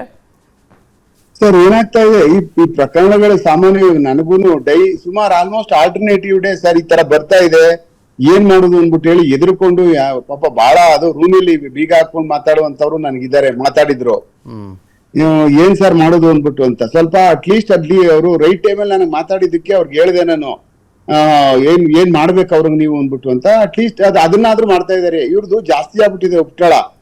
ಏನಾಗಿದೆ, ಒಂದು ಎಲ್ಲರೂ ಕ್ರೈಮ್ ನೋಡ್ತಾರೆ, ಎಲ್ಲಾರು ಫೇಸ್ಬುಕ್ ನೋಡ್ತಾರೆ, ಎಲ್ಲರೂ ವಾಟ್ಸ್ಆಪ್ ನೋಡ್ತಾರೆ ಅಂತ ನಾವೇನ್ ತಿಳ್ಕೊಂಡಿದೀವೋ ನಾವೇ ದಡ್ರು. ಆಕ್ಚುಲಿ ಮಹಾನ್ ಬುದ್ಧಿವಂತರುಗಳು ಇದಕ್ಕೆ ಸಂಬಂಧಪಟ್ಟಂಗೆ ಅವ್ರ ಉದ್ಯೋಗನೇ ಮತ್ತೆ ಅವ್ರಿಗೆ ಸಂಬಂಧಪಟ್ಟಂತ ಆದಾಯಗಳಲ್ಲೇ ಹಿಂದೆ ಬಿಟ್ಟಿರ್ತಾರೆ.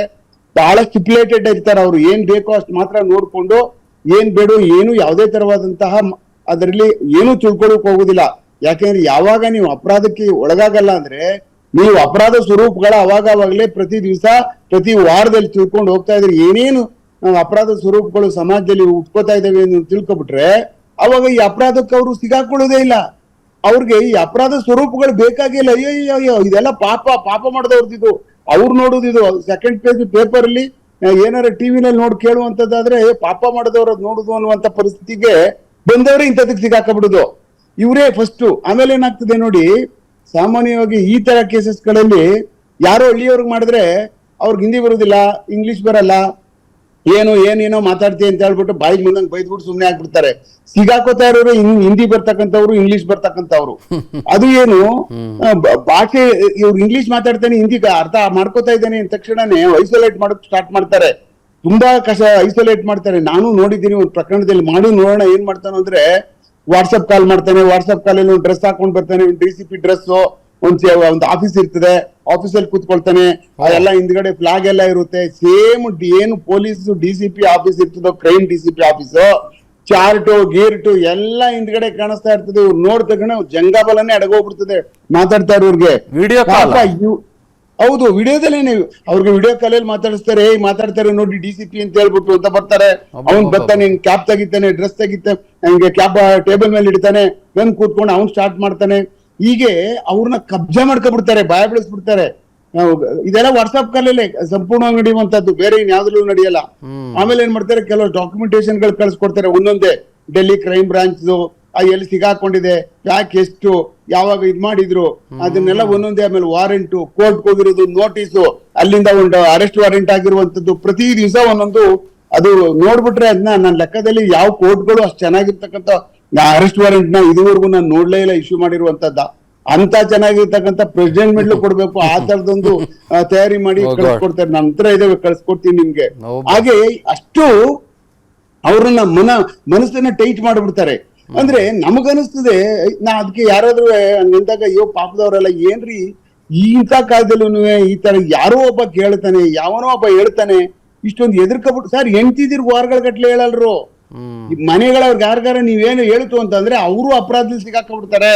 ಈ ಕ್ರೈಮ್ ಅಲ್ಲಿ ಅವ್ರನ್ನೂ ಸೇರ್ಸ್ಕೊಬಿಡ್ತೀವಿ, 120B ಬರುತ್ತೆ, ಮನೆಯವ್ರನ್ನೆಲ್ಲರೂ ಸೇರ್ಸ್ಕೊಂಡ್ಬಿಟ್ಟು ಅರೆಸ್ಟ್ ಮಾಡ್ಕೊಂಡು ಕರ್ಕೊಂಡು ಹೋಗ್ಬಿಡ್ತೀವಿ ಅಂತ ಅವನ್ ಕೈಲಿ ಹೇಳಿಸ್ತಾರೆ, DCP ಕೈಯಲ್ಲಿ. ಎಷ್ಟ್ ಚೆನ್ನಾಗ್ ಅವ್ನು ಮಾತಾಡ್ತಾನ ಅವನು ಅಂತ ಅಂದ್ರೆ ಪ್ರಾಕ್ಟಿಕಲ್ ಆಗಿ ಜಿನೈನ್ ಪೊಲೀಸ್ ತರಾನೇ ಪಕ್ಕಾ ನೋಡಿದ ತಕ್ಷಣ DCP ಕಣ್ಣಂಗ್ ಕಾಣಿಸ್ಬೇಕು. ಅದ್ರಲ್ಲಿ ಎದುರು ಬಿಡ್ತಾವ್ರೆ ಜನ. ಆ ಕಾರಣಕ್ಕೆ ಇದನ್ನ ತುಂಬಾ ನಾವು ಅವೇರ್ನೆಸ್ ಮಾಡ್ಬೇಕು. ಮತ್ತೆ ಇದಕ್ಕೆ ಬಹಳ ಪ್ರಿಕಾಷನ್ ತಗೋಬೇಕು ಸರ್. ನಾವು ಬಹಳ ದಿವಸದಿಂದ ಹೇಳ್ತಾ ಇದೀವಲ್ಲ, ಕಳ್ಳರುಗಳು ಸಿಮ್ ಕಾರ್ಡ್ಗಳು ತಗೋತಾ ಇದಾರೆ. ಅದನ್ನ ಅವಾಗ್ಲೇನೆ ಸಿಮ್ ಕಾರ್ಡ್ಗಳನ್ನ ಅವ್ರದ್ದು ಏನು ನಮ್ಮ ಆಧಾರ್ ಕಾರ್ಡ್ಗಳ ಜೊತೆ ಲಿಂಕ್ ಮಾಡ್ಬಿಡಿ ಸ್ವಾಮಿ. ಎಲ್ಲಾ ನಿಂತೋಯ್ತಿದ್ದು, ಒಂದು ನಯಾ ಪೈಸದ್ ಮಾಡೋಕ್ ಆಗುದಿಲ್ಲ, ಮಾಡ್ತಾನೆ ಇಲ್ಲ. ಈ ಕಳ್ಳರುಗಳ ಮಾತು ಕಟ್ಕೋತಾರೆ. ಆ DOT ಅವರು, ಡಿಪಾರ್ಟ್ಮೆಂಟ್ ಆಫ್ ಟೆಲಿಕಮ್ಯುನಿಕೇಶನ್ ಅವ್ರು, ಅವ್ರಿಗೆ ಏನ್ ಆಡಬಾರ್ದು ಆಟ ಆಡ್ತಾರೆ. ಯಾರಿಗೂ ಒಂದಷ್ಟು ಸಿಮ್ ಕಾರ್ಡ್ಗಳು ಕೊಡ್ತಾನೆ, ಅವನಲ್ಲೆಲ್ಲೋ ಹೋಗಿ ಅಲ್ಲಿ ಇಲ್ಲಿ ರಸ್ತೆ ಸಂದಿನಲ್ಲಿ ಒಂದ್ ಛತ್ರಿ ಹಾಕೊಂಡು ನಿಂತ್ಕೊಂಡು ಬಾಯಿಗೆ ಬಂದವ್ರಿಗೆ ಮಾರಾಟ ಮಾಡ್ತಾನೆ. ಅವ್ರು ಏನ್ ಕೊಡ್ತಾನೋ ಅದ್ ಈಸ್ಕೊಳ್ತಾನೆ, ತಂದ್ ತಗಲಾಕ್ತಾನೆ, ಅದನ್ನ ಅಪ್ಲೋಡ್ ಮಾಡ್ಬಿಡ್ತಾನೆ. ಮುಗಿದೋಯ್ತು, ಇನ್ನೇನ್ ಕೆಲಸನೇ ಇಲ್ಲ. ಅವ್ರಿಗೆ ಒಂದು ಚೂರುನೂ ಸಹ ಯಾವುದೇ ತರವಾದಂತ KYCಗಳನ್ನ ವೆರಿಫಿಕೇಶನ್ ಮಾಡ್ತಕ್ಕಂಥದ್ದು ಏನು ಇಲ್ಲ. ಕೊಡ್ಲಿ ಬಿಡಿ, ಏನಿವ ಕಷ್ಟ, ಪೊಲೀಸರು ಕೊಡ್ಲಿ, ಇಂಥದ್ದೆಲ್ಲ ಅದಾಕ್ಬಿಡ್ತೀವಿ ನಾವು. ಏನ್ ಕಷ್ಟದ ಕೆಲಸ ಆಗಲ್ಲ. ಎತ್ಕೊಬ ನೀನ್ ಆಧಾರ್ ಕಾರ್ಡ್ನ ಒಂದ್ ಫೋನ್ ಹೊಡೆದ್ಬಿಟ್ಟು ತಗೊಬನ್ನಿ ಡಾಕ್ಯುಮೆಂಟ್ ಆದ್ರೆ 100 ಸುಟ್ಟೋಗ್ತದೆ. ನಮ್ಗೆ ಏನ್ ಸುಲಭದ ಕೆಲಸ ಇದೆಲ್ಲ, ಏನೇನೋ ಕೆಲಸ ಮಾಡ್ತೀವಿ. ಇಂತ ನಮ್ಗೆ ಅಪರಾಧ ಆಗೋದೆ ಇನ್ವೆಸ್ಟಿಗೇಷನ್ ಮಾಡೋದು ತಪ್ಪೋಗ್ತಿದಲ್ಲ ನಮ್ಗೆ. ಈ ಪೊಲೀಸ್ ಸ್ಟೇಷನ್ ಬೇಕಾಗಿಲ್ವಲ್ಲ ಅವಾಗ. ಇದನ್ನ ಮಾಡ್ಕೊಂಡೆ ಇವಾಗ ನಾವೆಲ್ಲ ಸೆಂಡ್ ಮಾಡ್ಕೊಂಡು ಕೂತ್ಕೊಂಡಿದೀವಿ. ಆ ಪೊಲೀಸ್ ಸ್ಟೇಷನ್ ಈ ಕೆಲಸ ಮಾಡ್ಬೇಕಾಗಿರ್ಲಿಲ್ಲ ಆಗ. ನಿನ್ ರೆಫರ್ ಮಾಡು, ಯಾವನು ಇದು ಬೇಕು ಅಂತ ಹೇಳಿ ಅಷ್ಟಾದ್ರೂ ಮಾಡ್ಬಿಟ್ರಿ. ಪಾಸ್ಪೋರ್ಟ್ಗಳು ಬರಲ್ವಾ? ಅದಕ್ಕಿಂತ ನೆಗ್ಲೆಕ್ಟ್ ಅಂತ ಯಾಕೆ ತಿಳ್ಕೋಬೇಕು? ಇವರು ಒಂದ್ ದೇಶದ ಭದ್ರತೆಗಾಗಿ ಯೂಸ್ ಮಾಡ್ತಕ್ಕಂಥ ಸಿಮ್ ಕಾರ್ಡ್ನ ಯಾಕೆ ಅಷ್ಟೊಂದು ಕಳಪೆ ಅನ್ಕೊಬಿಡ್ಬೇಕು ಇವರು? ಅದ್ರ ಜೊತೆ ಆಧಾರ್ ಕಾರ್ಡ್ ಜೊತೆ ಲಿಂಕ್ ಮಾಡ್ಲಿ. ಏನ್ ಇವ್ರ ಕಾಯಿಲೆ ಮಾಡ್ಬಿಟ್ರು ಮುಗ್ದೋಯ್ತಲ್ಲ, ಎಲ್ಲಾ ಡಾಕ್ಯುಮೆಂಟ್ಗಳು ಸಿಗಾಕಬಿಡ್ತದೆ. ಮಾಡ್ತಾನೆ ಇಲ್ಲ. ಅದಕ್ಕೊಂದು ದೊಡ್ಡ ಲಾಬಿ ಇದೆ, ಅದ್ರಲ್ಲಿ ದಂಧ ಮಾಡ್ತಕ್ಕಂಥ ಅವ್ರ ಲಾಬಿ ಅವರೇ ತಡೆಗಟ್ಬಿಡ್ತಾರೆ. ಇದು ಬಿಗ್ಗೆಸ್ಟ್ ಹೆಡ್ಏಕ್ ನಮ್ಮ ದೇಶದಲ್ಲಿ. ಬೇರೆ ದೇಶಗಳಲ್ಲಿ ನೀವು ತಗೊಳ್ಳಿ, ಒಂದ್ ಪಾಸ್ಪೋರ್ಟ್ ಕೊಡದು ಹೊರತು ಯಾವ ಕಾರಣಕ್ಕೂ ಸಿಮ್ ಕಾರ್ಡ್ ಕೊಡುದಿಲ್ಲ. ನಿಮ್ ಪಾಸ್ಪೋರ್ಟ್ ಇದೆಯಾ ಎಲ್ಲಿದು ಅಂತ ವೆರಿಫಿಕೇಶನ್ ಆಗೋದು ಹೊರತು ನಮ್ಗೊಂದು ಸಿಮ್ ಕಾರ್ಡ್ ನಮ್ಗೆ ಆಕ್ಟಿವೇಟ್ ಆಗುದಿಲ್ಲ ಬೇರೆ ದೇಶಗಳಲ್ಲಿ ಹೋದ್ರೆ. ಇಲ್ಲಿ ಏನಿಲ್ಲ, ಯಾರ್ದೋ ತೆಗೆದು ನೀವು ಕೊಡಿ, ಜೆರಾಕ್ಸ್ ಸಿಗ್ತಾವ, ಸುಮ್ನೆ ಹಿಂಗ್ ಹಾಕ್ಬಿಟ್ಟು ಕೊಟ್ಬಿಡಿ, ಒಂದ್ ಹೆಸರು ಬರ್ದು ಅವ್ನಿಗೆ ಅಷ್ಟೇ ಸಾಕು. ವ್ಯಾಪಾರ ಆಗ್ಬಿಟ್ಟು ಸಿಮ್ ಕಾರ್ಡ್ ನಿಮ್ ಕೈ ಕೊಟ್ಬಿಟ್ಟು ಅವ್ನ ಕಮಿಷನ್ ಬಂದ್ಬಿಟ್ರೆ ಸಾಕು. ಆ ಪರಿಸ್ಥಿತಿ ಈ ನಮ್ಮ ಪ್ರೈವೇಟ್ ಏನು ಕಂಪ್ನಿಗಳಲ್ಲಿ ಬಂದ್ಬಿಟ್ಟಿದೆ. ಆದ್ರೆ BSNL ಮಾಡಲ್ಲ ನೋಡಿ. ನಾವು ಇದುವರೆಗೂ ಇಷ್ಟು ವರ್ಷದಲ್ಲಿ ನಾವು 95 96 ಮೊಬೈಲ್ ಬಂದ್ರು BSNL ಒಬ್ಬ ಕಳ್ಳನ್ನು ಹಿಡಿದಿಲ್ಲ ನಾವು. ಯಾರು ಕಳ್ಳರು ಹೋಗಲ್ರು BSNL ನಂಬರ್ಗೆ. ಒಬ್ರು ಹೋಗಲ್ರು, ಒಬ್ರು ತಗೊಳ್ಳಲ್ರು ಕಳ್ಳರು. ಎಲ್ಲಾ ಕಳ್ಳರುಗಳೆಲ್ಲ ಈ ಕಂಪ್ನಿಗಳೆಲ್ಲ ಇರ್ತಾರೆ. ಯಾರು ಪ್ರೈವೇಟ್ ಕಂಪ್ನಿಗಳು ಇರ್ತಾರಲ್ಲ, ಇವ್ರ ಕಾಂಪಿಟೇಷನ್ಗೆ ದುಡ್ಡು ಮಾಡೋಕ್ಕೋಸ್ಕರ ಈ KYCಗಳನ್ನ ಸರಿಯಾಗಿ ತಗೊಳಲ್ಲ, KYCನ ವೆರಿಫಿಕೇಶನ್ ಮಾಡೋದಿಲ್ಲ. ಬಾಯಿಗೆ ಬಂದು ತಗೊಂಡು ಪಾಪ ಹಿಂಗ್ ಅಮಾಯಕರುಗಳಿಗೆ, ಈ ಅಮಾಯಕರಿಗೆ ನಾವು ಬುದ್ಧಿ ಕಲಿಸ್ಬಿಡ್ತೀವಿ. ಹೇಳ್ಬಿಟ್ರೆ ಅವರೆಲ್ಲ ನೋಡ್ಬಿಡ್ತಾರೆ ಟಿವಿನಲ್ಲಿ, ಎಲ್ಲ ತಿಳ್ಕೊಬಿಡ್ತಾರೆ. ಫೇಸ್ಬುಕ್ ಹಾಕ್ಬಿಟ್ರೆ ಅಂತ ಅನ್ಬಿಟ್ಟು ನಾವೇನಾರು ಅನ್ಕೊಂಡ್ರೆ ನಮ್ಮಂತ ದಡ್ರಿಲ್ಲ. ಇವರೇ ಸಿಗಾಕೊಳ್ಳೋದು. ಪ್ರತಿ ದಿವಸ ಇವ್ರ ಕೇಸ್ಗಳು 100 ಆಗ್ತವೆ. ಮೊನ್ನೆ ದಿವಸ ಹೀಗೆ ಮಾಡಿ ನಮ್ ಹುಡ್ಗಿ ಒಂದು 4 ಲಕ್ಷ ರೂಪಾಯಿ ಹಾಕ್ಬಿಟ್ಟಿದ್ಲು. ಕೊನೆಗೆ ಹಾಕ ತಗೊಂಡು ಎಲ್ಲೋ ಒಂದ್ ಕಡೆ ಇಮಿಡಿಯೇಟ್ ಆಗಿ ಅದು ಹಾಕಾದ್ಮೇಲೆ ಸೀಸ್ ಆಯ್ತು. ಸೀಸ್ ಆಗಿ ಕೋರ್ಟ್ ಆರ್ಡರ್ ಮಾಡ್ಸ್ಕೊಂಡು ಈಚೆ ಬರೋ ₹1 ಇಲ್ಲ. ಇನ್ಯಾರು ಬಿಡಿಸ್ಕೊಬಿಟ್ಟವ್ರ ಅದನ್ನ. ಅದೇನು ಹೇಳ್ತಾರಲ್ಲ ಗಾದೆನ, ತಣಿಗೆ ಕಳ್ದಕ್ಕೆ ಹೋಗಿ ಕೋರ್ಟ್ ಶಾಸ್ತ್ರ ಕೇಳಿದ್ರಂತೆ. ಆ ಕಡೆ ಲಾರ್ಗೂ ಕಾಸು, ಈ ಕಡೆ ಇದನ್ನೂ ಕಳ್ಕೊಂಡದ್ದಾಯ್ತು. ಇದು ಎಂತಾದ್ರಿ ದುರಂತ ಇದು ಅಂತ ಹೇಳಿ ನಮಗಂತೂ ಒಂಥರ ತಮಾಷೆ ಹೋಗ್ಬಿಟ್ಟದೆ. ನಮ್ಮ ಸ್ವಯಂಕೃತ ಅಪರಾಧಗಳು ಮಾಡ್ಕೊಳ್ತಾ ಇರೋದು ಇದು ಸರ್. ಇದು ಯಾರು 4 ಲಕ್ಷ ಹಾಕಿದ್ರು ಅಂದ್ರಿ? ಅಲ್ಲ, ನಂಗೆ ಬಹಳ ಬೇಕಾಗಿರ್ತಕ್ಕಂಥ ನನ್ನ ಹತ್ರದ ನನ್ನ ಫ್ರೆಂಡ್ ಅವ್ರ ಮಗಳು ಇದೇ ತರನೇ ಎದುರಿಸ್ಬಿಟ್ಟು ಪಾಪ ಹೊಡ್ಕೊಬಿಟ್ಟವ್ರು. ಅವಳಿಗೆ ಇಲ್ಲಿ ಬೆಂಗಳೂರಲ್ಲಿ ಕೆಲಸ ಮಾಡ್ತಿದ್ದು, ಹೊಡ್ಕೊಬಿಟ್ರು. ಅವ್ರದ್ದು ಹೊಡ್ಕೊಬಿಟ್ಟಾದ್ಮೇಲೆ ಏನಾಯ್ತು, ಇಮಿಡಿಯೇಟ್ ಆಗಿ ಅವಳು ಅದರಿಂದ ಆಚೆ ಬಂದ್ಲು. ಏನ್ ಹಿಂಗ ಆಗ್ಬಿಡ್ತಲ್ಲ ಅಂತ ಹೇಳದಾದ್ಮೇಲೆ ಇಮಿಡಿಯೇಟ್ ಆಗಿ ನಾನು ಶಿವಾಜಿನಗರ ಪೊಲೀಸ್ನವ್ರಿಗೆ ಫೋನ್ ಮಾಡಿದೆ. ಅಷ್ಟೊತ್ತಿಗೆ ಅವ್ರು ಇಮಿಡಿಯೇಟ್ ಆಗಿ ಅಲ್ಲಿ ಅದನ್ನ ಬ್ಲಾಕ್ ಮಾಡಿಸಿದ್ರು. ದುಡ್ಡಿತ್ತು 18 ಲಕ್ಷ ರೂಪಾಯಿ. ಕೋರ್ಟ್ಗೆ ಹಾಕಿ ಆರ್ಡರ್ ಮಾಡಿಸ್ಕೊಬರೋದಕ್ಕೆ 0 ಆಗ್ಬಿಟ್ಟೈತೆ. ಯಾಕಂದ್ರೆ ಬೇರೆಯವರೆಲ್ಲ ಅಪ್ಲಿಕೇಶನ್ ಹಾಕ್ಬಿಟ್ಟು ಬೇಗ ತಗೊಂಡ್ಬಿಟ್ಟವ್ರೆ. ಇನ್ನೊಂದು ಪ್ರಾಬ್ಲಮ್ ಏನು ಅಂದ್ರೆ, ನೀವು ಬೇಗ ಕೋರ್ಟ್ ಅಲ್ಲಿ ಆರ್ಡರ್ ಆಗ್ಲಿಲ್ಲ ಅಂದ್ರೆ ನಿಮ್ಗೆ ಸಿಗಲ್ಲ. ಇನ್ನೆಲ್ಲ ಮಾಡಿರ್ತಾರೆ, ಮಡ್ರಾಸ್ನವ್ರು ಮಾಡಿರ್ತಾರಲ್ಲ, ಮಡ್ರಾಸ್ನವ್ರು ಯಾರೋ ತಗೊಬಿಡ್ತಾರೆ, ಬಾಂಬೆ ಅವ್ರು ಯಾರೋ ತಗೊಬಿಡ್ತಾರೆ. ಇದೆಲ್ಲ ದೊಡ್ಡ ರಾಮಾಯಣಗಳಿವು. ಆ ಕಾರಣಕ್ಕೆ ಎರಡೂ ಕಡೆ ದುಡ್ಡು ಕಳ್ಕೊಳ್ಳುವಂತ ಪರಿಸ್ಥಿತಿ ಬಂದ್ಬಿಡ್ತಾ ಇದೆ.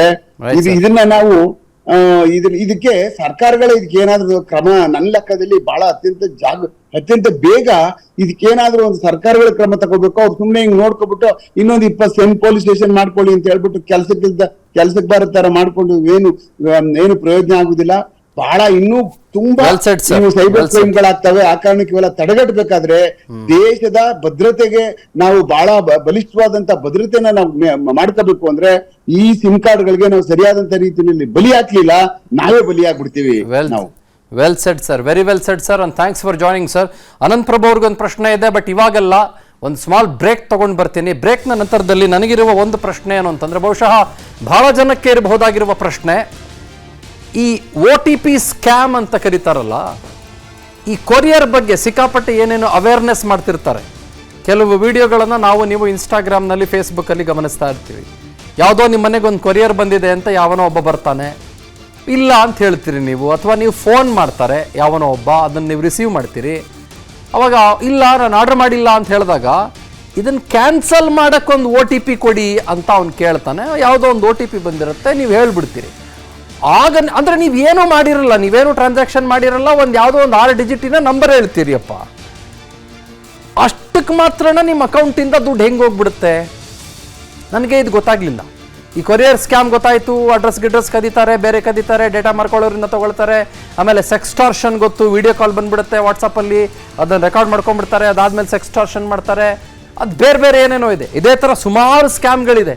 ಟೆಲಿಗ್ರಾಮ್ನಲ್ಲಿ ನಿಮಗೆ ಮೆಸೇಜ್ ಬರುತ್ತೆ, 300 ರೂಪಾಯಿ ದುಡಿಬೇಕಾದ ದಿನಕ್ಕೆ, 500 ರೂಪಾಯಿ ದುಡಿಬೇಕಾದ ದಿನಕ್ಕೆ ಬರುತ್ತೆ, ವಾಟ್ಸಾಪಲ್ಲಿ ಬರುತ್ತೆ, ಆಮೇಲೆ ಟೆಲಿಗ್ರಾಮಿಗೆ ಕರ್ಕೊಂಡು ಹೋಗ್ತಾರೆ ನಿಮ್ಮನ್ನು. ಟೆಲಿಗ್ರಾಮಲ್ಲಿ ನಾನೊಬ್ಬ ಮ್ಯಾನೇಜರ್ ಅಂತ ಯಾವನೊಬ್ಬ ಇಂಟ್ರಡ್ಯೂಸ್ ಮಾಡಿಸ್ಕೊಳ್ತಾನೆ, ನಾನು ನಿಮ್ಗೆ ಹೆಲ್ಪ್ ಮಾಡ್ತೀನಿ ಅಂತಾನೆ. ಆಮೇಲೆ ಯಾವುದೋ ಒಂದು APK ಇಂದ ಒಂದು ಆ್ಯಪ್ ಡೌನ್ಲೋಡ್ ಮಾಡಿಸ್ಕೊಳ್ತಾನೆ, ಅದರಲ್ಲಿ ಯಾವುದೋ ಒಂದು ಮಾಲ್ ಅನ್ನೋ ಥರದ ಒಂದು ಆ್ಯಪ್ ಇರುತ್ತೆ, ಅದನ್ನೇನೋ ಗ್ರ್ಯಾಬ್ ಮಾಡೋದು ಅಂತಾನೆ. ಅಥವಾ 5 ಯೂಟ್ಯೂಬ್ ವೀಡಿಯೋಗಳ ಸ್ಕ್ರೀನ್ಶಾಟ್ನ ನೀನು ತೆಗೆದು ಕಳಿಸ್ಬಿಟ್ರೆ ಸಾಕು, ನಿನ್ಗೆ 600 ರೂಪಾಯಿ ಬಂದುಬಿಡುತ್ತೆ ಅಂತಾನೆ. ಒಂದು 2 ಸಲ ಕಳಿಸ್ತಾನೆ ಕೂಡ ದುಡ್ಡನ್ನ. ಆಮೇಲೆ ಒಂದು ಬೇಡಿಕೆ ಇಡ್ತಾನೆ, 2,000 ಕೊಡು, 10,000 ಕೊಡು ಅಂತ. ಅದೆಲ್ಲ ಓಕೆ, ಬಟ್ ಈ OTP ಹೇಳ್ಬಿಟ್ರೆ ದುಡ್ಡು ಹೆಂಗೆ ಹೋಗ್ಬಿಡುತ್ತೆ? This is my biggest question I will ask. ನನ್ನ ಪ್ರಭು ಅವರೇ, ನಿಮಗೊಂದು ಪ್ರಶ್ನೆ, ನನಗಾಗಲೇ ಪ್ರಶ್ನೆ ಏನು ಕೇಳಿದೆ. ಯಾವುದೋ ಕೊರಿಯರ್ ನಾವು ಆರ್ಡರ್ ಮಾಡಿರೋದಿಲ್ಲ, ಅದನ್ನು ಕ್ಯಾನ್ಸಲ್ ಮಾಡೋದಕ್ಕೊಂದು OTP ಕೇಳ್ತಾರೆ. OTP ಹೇಳಿದ ತಕ್ಷಣ ದುಡ್ಡು ಹೊರಟೋಗುತ್ತೆ ನಮ್ಮ ಅಕೌಂಟಿಂದ. ನಮಗೇನು ಕನೆಕ್ಷನ್ನೇ ಇರೋದಿಲ್ಲ, ನಾವೇನು ಆರ್ಡರ್ ಮಾಡಿರೋದಿಲ್ಲ, ನಾವೇನು ಟ್ರಾನ್ಸಾಕ್ಷನ್ ಮಾಡಿರೋದಿಲ್ಲ. ಯಾವುದೋ ಒಂದು ಅನ್ನೋನ್ ನಂಬರ್ಗೆ ಯಾವನೋ ಒಬ್ಬ ಒಂದು OTP ಕಳಿಸ್ತಾನೆ, ಅದು ನಮ್ಮ ನಂಬರ್ ಆಗಿರುತ್ತೆ. OTP ಹೇಳಿದ ತಕ್ಷಣ ದುಡ್ಡು ಹೆಂಗೆ ಹೊರಟೋಗುತ್ತೆ? How this is done? ಇದು ಭಾಳ ಅನಾಯಿಂಗ್ ಅನ್ಸುತ್ತೆ ನನಗೆ, ಭಾಳ ಅಮ್ಯೂಸಿಂಗ್ ಅಂತ ಅನ್ಸುತ್ತೆ. ತಾವೇನಂತೀರಿ ಇದ್ರ ಬಗ್ಗೆ? 100% sir. First of all mistake ಎಲ್ಲಿದೆ ಅಂದ್ರೆ, ಬ್ಯಾಂಕಿಂಗ್ ಟ್ರಾನ್ಸಾಕ್ಷನ್ ಇರ್ಬೋದು, ಅಮೆಝಾನ್, ಸ್ವಿಗ್ಗಿ, ಯಾವುದೇ ಆರ್ಡರ್ಸ್ ಇರ್ಬೋದು, ಫಾರ್ ಎನಿಥಿಂಗ್ ಆ 6 ಡಿಜಿಟ್ OTP ನೇ ಯೂಸ್ ಮಾಡ್ತಾ ಇದ್ದಾರೆ. ಅದು ಅಲ್ಲಿ ನಾವು ನೋಡ್ಬೇಕಾಗಿರುವ ಮಿಸ್ಟೇಕ್. ಯಾಕಂದ್ರೆ ಜನರಿಗೆ ಗೊತ್ತಿರಲ್ಲ ಇದು ಆಕ್ಚುಲಿ ಬ್ಯಾಂಕಿಂಗ್ OTP ನ, ಇದು ವಾಟ್ಸ್ಆಪ್ ಇದು OTP ನ, ಅಥವಾ ಯಾವ್ದಾದ್ರು ಕ್ಯಾನ್ಸಲೇಷನ್ ಇದು OTP ನ ಅಂತ. So this is first thing. Second, main ಈಗ ನಾನೀಗ ನೋಡ್ತಾ ಇರುವ ಪ್ರಾಬ್ಲಮ್ ಯಾವ್ದಂದ್ರೆ, ಈಗ ಒಬ್ರು ಕಾಲ್ ಮಾಡಿ ತಾವು ಹೇಳಿದ ತರ ನಿಮ್ಮ ಆರ್ಡರ್ ಕ್ಯಾನ್ಸಲ್ ಆಗ್ತಾ ಇದೆ, ಒಂದು OTP ಬರುತ್ತೆ ಅಂತ ಹೇಳ್ಬಿಟ್ಟು OTP ಶೇರ್ ಮಾಡ್ಲಿಕ್ಕೆ ಹೇಳ್ತಾರೆ. ಆ ಟೈಮಲ್ಲಿ ವಾಟ್ಸ್ಆಪ್ ಅನ್ನು ಇನ್ನೊಂದು ನಂಬರ್ ಅಲ್ಲಿ ಇನ್ಸ್ಟಾಲ್ ಮಾಡುವಾಗ ಆ OTP ವಾಟ್ಸ್ಆಪ್ ಅವರು ಇವರಿಗೆ ಕಳಿಸ್ತಾರೆ. ಸೊ ಎಲ್ಲಿಯಾದ್ರೂ ಇವರ ವಾಟ್ಸ್ಆಪ್ ಬಂದಿರುವ OTP ಅನ್ನು ಶೇರ್ ಮಾಡಿದ್ರೆ ಇವರ ಫೋನ್ ನಲ್ಲಿರುವ ಎಲ್ಲ ಮೆಸೇಜಸ್, ಎಲ್ಲ ಡೇಟಾ ಅಟ್ಯಾಕರ್ ಇದ್ದು ಅಥವಾ ಸೈಬರ್ ಕ್ರಿಮಿನಲ್ ಇದ್ದು ಮೊಬೈಲಿಗೆ ಹೋಗಿ ಟ್ರಾನ್ಸ್ಫರ್ ಆಗುತ್ತೆ, ಮತ್ತೆ ಇವರಿಗೆ ವಾಟ್ಸ್ಆಪ್ ಯೂಸ್ ಮಾಡ್ಲಿಕ್ಕೆ ಆಗಲ್ಲ. ಅನ್ಫಾರ್ಚುನೇಟ್ಲಿ ಎಷ್ಟೋ MLA, MP ಮತ್ತೆ ಮಿನಿಸ್ಟರ್ಸ್ ಗಳು ಕೂಡ ಇದಕ್ಕೆ ಒಳಗಾಗಿದ್ದಾರೆ. ಯಾಕಂದ್ರೆ ಆ OTP ಅನ್ನು ಅವರು ಶೇರ್ ಮಾಡಿರ್ತಾರೆ. ಸೊ ಈಗ ಮೇನ್ ನಾನು ನೋಡ್ತಾ ಇರುವ ಸೆಕ್ಸ್ಟಾರ್ಷನ್ ಇರ್ಬೋದು, ಬ್ಲಾಕ್ ಮೇಲ್ ಇರ್ಬೋದು, ಇದರಿಂದಲೇ ಆಗ್ತಾ ಇದೆ. ಯಾಕಂದ್ರೆ ಎಲ್ಲರ ಫೋನ್ಗಳಲ್ಲಿ ಕೆಲವು ಪ್ರೈವೇಟ್ ಅಥವಾ ಸೀಕ್ರೆಟ್ ಮೆಸೇಜಸ್ ಇರುತ್ತೆ. ಸೊ ಇದು ಲೀಕ್ ಆದಾಗ ಪ್ರಾಬ್ಲಮ್. ಸೊ ಪ್ರಾಬ್ಲಮ್ ಬಂದ ತಕ್ಷಣ ಇವರು ಏನ್ ಮಾಡ್ತಾರೆ, ಅಮೌಂಟ್ ಅನ್ನು ಕೊಡ್ಲಿಕ್ಕೆ ಸ್ಟಾರ್ಟ್ ಮಾಡ್ತಾರೆ. ಒಂದು. ಎರಡನೇದು, ಕೊರಿಯರ್ ಸ್ಕ್ಯಾಮ್. ಈಗ ಮನೆಗೆ ಪೋಸ್ಟ್ ಬರುತ್ತೆ, ಆ ಪೋಸ್ಟ್ ಅಲ್ಲಿ ಒಂದು ಸ್ಕ್ರಾಚ್ ಕಾರ್ಡ್ ಇರುತ್ತೆ. ಆ ಸ್ಕ್ರಾಚ್ ಕಾರ್ಡ್ ಇವರು ಸ್ಕ್ರಾಚ್ ಮಾಡ್ತಾರೆ. ಯಾಕಂದ್ರೆ ಇವರು ರೆಗ್ಯುಲರ್ ಕಸ್ಟಮರ್ ಆಗಿರ್ತಾರೆ. ವಿಜಯ್ ಕುಮಾರ್ ನಾವಿ ಅವರು ಆಲ್ರೆಡಿ ಹೇಳಿದ್ದಾರೆ, ಆ ಬ್ಯಾಂಕ್ ಅಲ್ಲಿ ಇರುವವರೇ ಇವ್ರ ಜೊತೆ ಡೇಟಾ ಶೇರ್ ಮಾಡ್ತಾರೆ. ಬಿಕಾಸ್ ಇಲ್ಲದಿದ್ರೆ ಸೈಬರ್ ಕ್ರಿಮಿನಲ್ ಗೆ ನಿಮ್ಮ ಎಲ್ಲ ಡೀಟೇಲ್ಸ್, ನೀವೀಗ ಲೋನ್ ತೆಗೆದಿದ್ದೀರಿ, ನಿಮ್ಮ ಅಕೌಂಟ್ ಅಲ್ಲಿ ಇಷ್ಟ ಅಮೌಂಟ್ ಇದೆ, ಇದೆಲ್ಲ ಡೀಟೇಲ್ಸ್ ಹೇಳಲಿಕ್ಕೆ ಅವ್ರಿಗೆ ಸಾಧ್ಯನೇ ಇಲ್ಲ. ಅದೇ ತರ ಈ ಡೆಲಿವರಿ ಕಂಪನಿಗಳಲ್ಲಿ ಕೂಡ ಇವರು ಸೈಬರ್ ಕ್ರಿಮಿನಲ್ ಒಟ್ಟಿಗಿರುವ ಜನರು ಕೂಡ ಇರ್ತಾರೆ. ಅವ್ರ ಡೇಟಾವನ್ನು ಶೇರ್ ಮಾಡ್ತಾ ಇರ್ತಾರೆ. ಸೊ ಇದರಿಂದ ಏನಾಗುತ್ತೆ, ಮನೆಗೆ ಒಂದು ಕೊರಿಯರ್ ಬರುತ್ತೆ, ಆ ಕೊರಿಯರ್ ಅಲ್ಲಿ ಸ್ಕ್ರಾಚ್ ಕಾರ್ಡ್ ಇರುತ್ತೆ, ನಾವು ಸ್ಕ್ರಾಚ್ ಮಾಡ್ತೇವೆ, ಅದ್ರ ನಂಬರ್ ಹೇಳಿರ್ತಾರೆ ಅವರು. ಆ ನಂಬರಿಗೆ ನಾವು ಕಾಲ್ ಮಾಡಿ ನಾನು ವಿನ್ ಆಗಿದ್ದೇನೆ, ಕಾರ್ ವಿನ್ ಆಗಿದ್ದೇನೆ ಅಥವಾ ಯಾವ್ದೋ ಒಂದು ಪ್ರಾಡಕ್ಟ್ OTP ಬರುತ್ತೆ ಅಂತ ಅವ್ರು ಹೇಳ್ತಾರೆ ಕನ್ಫರ್ಮೇಶನ್ ಗೆ. ಆಗ ನಾವು OTP ಶೇರ್ ಮಾಡ್ತೀವಿ. ಸೊ ಈ ಸೈಬರ್ ಕ್ರಿಮಿನಲ್ಗಳು ನಮ್ಗಿಂತ ಎಷ್ಟೋ ಹೆಜ್ಜೆ ಮುಂದೆ ಇದ್ದಾರೆ. ಮತ್ತೆ ಅವರು ಎವ್ರಿ ಟೈಮ್ ಹೊಸ ಮೋಡಸ್ ಆಪರೆಂಡಿ, ಅಂದ್ರೆ ಹೊಸ ಟ್ರಿಕ್ಸ್ ಗಳನ್ನ ಅವರು ಜನರ ಮೇಲೆ ಟ್ರೈ ಮಾಡ್ತಾರೆ. ಮತ್ತೆ ಅವ್ರು ಏನ್ ಮಾಡ್ತಾರೆ ಅಂದ್ರೆ, ಸಮಯಕ್ಕೆ ತಕ್ಕಂತೆ ಒಂದು ಟ್ರಿಕ್ ಅನ್ನು ತರ್ತಾರೆ. ಫಾರ್ ಎಕ್ಸಾಂಪಲ್, ಈಗ ನಾವು ನೋಡ್ತಾ ಇದ್ದೇವೆ ಇಲೆಕ್ಷನ್ ಟೈಮ್. ಸೊ ಕಾಲ್ ಬಂದು ಅವ್ರು ಹೇಳ್ತಾರೆ, ನಿಮ್ಮ ಹೆಸರು ವೋಟಿಂಗ್ ಲಿಸ್ಟ್ ಅಲ್ಲಿ ಇಲ್ಲ, ಸೊ ವೋಟಿಂಗ್ ಲಿಸ್ಟ್ ಅಲ್ಲಿ ಆಡ್ ಮಾಡ್ಬೇಕಂದ್ರೆ ಒಂದು OTP ಕೊಡ್ತೇವೆ ಅಂತ. ಸೊ ಆ ತರ ಹೇಳ್ತಾರೆ. ಅಥವಾ ನಿಮ್ಮ ಗ್ಯಾಸ್ ಕನೆಕ್ಷನ್, ನಿಮ್ಮ ಫ್ರೀ ಬೀಸ್ ಏನ್ ಬರ್ತಾ ಇದೆ ಅದು ಕ್ಯಾನ್ಸಲ್ ಮಾಡ್ತೇವೆ, ಬರ್ಬೇಕಾದ್ರೆ ಒಂದು OTP. ಸೊ ಏನಾಗಿದೆ ಅಂದ್ರೆ, ಜನರು ಇದು ಆಕ್ಚುಲ್ ಇದು ಫೇಕ್ ಅಂತ ನಂಬಲಿಕ್ಕೂ ಕೂಡ ಆಗದಾಗಿ ಒಂದು ಸನ್ನಿವೇಶ ಈಗ ಕ್ರಿಯೇಟ್ ಆಗಿದೆ. ಸೊ ನಾವು ಎಷ್ಟು ಜಾಗೃತರಾಗಿದ್ರು ಕೂಡ ಸಾಕಾಗ್ತಾ ಇಲ್ಲ ಅಂತ ಹೇಳಲಿಕ್ಕೆ ನಾನು ಬಯಸ್ತೇನೆ. ರೈಟ್. ಡಾಕ್ಟರ್ ವಿಜಯ್ ಸರ್, ನಿಮಗೂ ಕೂಡ ಭಾಳ ಸಿಂಪಲ್ ಆದಂಥ ಪ್ರಶ್ನೆ, ಆದರೆ ಭಾಳ ಜಟಿಲವಾದಂಥ ವಿಷಯ ಇದು. ಈ OTP ಅಂತ ಅನ್ನೋದನ್ನು ಕ್ಯಾನ್ಸಲ್ ಮಾಡೋದಕ್ಕೆ ಅಥವಾ ಯಾವುದೋ ಡೆಲಿವರಿ ಮಾಡಿಸ್ಕೊಳ್ಳೋದಕ್ಕೆ ಅಮೆಝಾನ್ನವರು ಕೇಳ್ತಾರೆ, ಫ್ಲಿಪ್ಕಾರ್ಟ್ನವರು ಕೇಳ್ತಾರೆ, ಅವ್ರು ಇವನ್ ಯಾವುದೋ ಒಂದು ನಾರ್ಮಲ್ ಕೊರಿಯರ್ ಕಂಪ್ನಿ ಕೂಡ OTP ಹೇಳಿ ನಾವು ಡೆಲಿವರಿ ಮಾಡಿದ್ದೀವಿ ಅಥವಾ ಕ್ಯಾನ್ಸಲ್ ಮಾಡೋದಕ್ಕೆ OTP ಹೇಳಿ ಅಂತಾರೆ. ನಮಗೆ ಇದರ ಡಿಫ್ರೆನ್ಷಿಯೇಷನ್ ಗೊತ್ತಾಗಲ್ಲ. ಯಾಕಂದರೆ ನಾವು ಒಂದು ಆ್ಯಾವ್ರೇಜ್ ಪರ್ಸನ್ನು ತಿಂಗಳಿಗೆ ಒಂದು 4-5 ಪ್ರಾಡಕ್ಟ್ ಅಂತೂ ಆನ್ಲೈನಿಂದ ಆರ್ಡರ್ ಮಾಡೇ ಇರ್ತಾನೆ ಇವತ್ತು. ಹಾಗಾಗಿ ಅವನು OTP ಹೇಳ್ತಾನೆ, OTP ಹೇಳಲೇಬೇಕಾಗುತ್ತೆ ಅವನು. But how does it differentiate this? ಮತ್ತು ಈ OTP ಬೇಕೇ ಬೇಕಾ ಒಂದು ಯಾವುದೋ ಒಂದು ಪ್ರಾಡಕ್ಟ್ ಡೆಲಿವರಿ ಆಗೋದಕ್ಕೆ, ಅದು ಇವನಿಗೆ ಮುಟ್ಟಿದೆ ಅನ್ನೋ ಅಥೆಂಟಿಸಿಟಿ ಸಿಗೋದಕ್ಕೆ ಈ OTP ಅನ್ನೋದು ಬೇಕೇ ಬೇಕಾ? ಇದರಿಂದ ಭಾಳಷ್ಟು ಸವಾಲುಗಳಾಗ್ತಾ ಇದ್ದಾವೆ ಅಂತ ತಮ್ಗನ್ಸೋದಿಲ್ವಾ?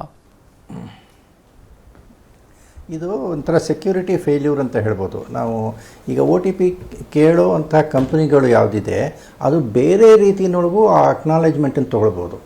ಇವ್ರು ನಾವು OTPನ ಹೇಳಿ ಅದನ್ನು ಆ ಡೆಲಿವರಿ ಬಾಯ್ ಎಂಟರ್ ಮಾಡೋದು ಅಂತಿದೆಯಲ್ಲ, ಅದು ಒಂದು ರೀತಿ ಕನ್ಫ್ಯೂಷನ್ ಕ್ರಿಯೇಟ್ ಮಾಡುತ್ತೆ.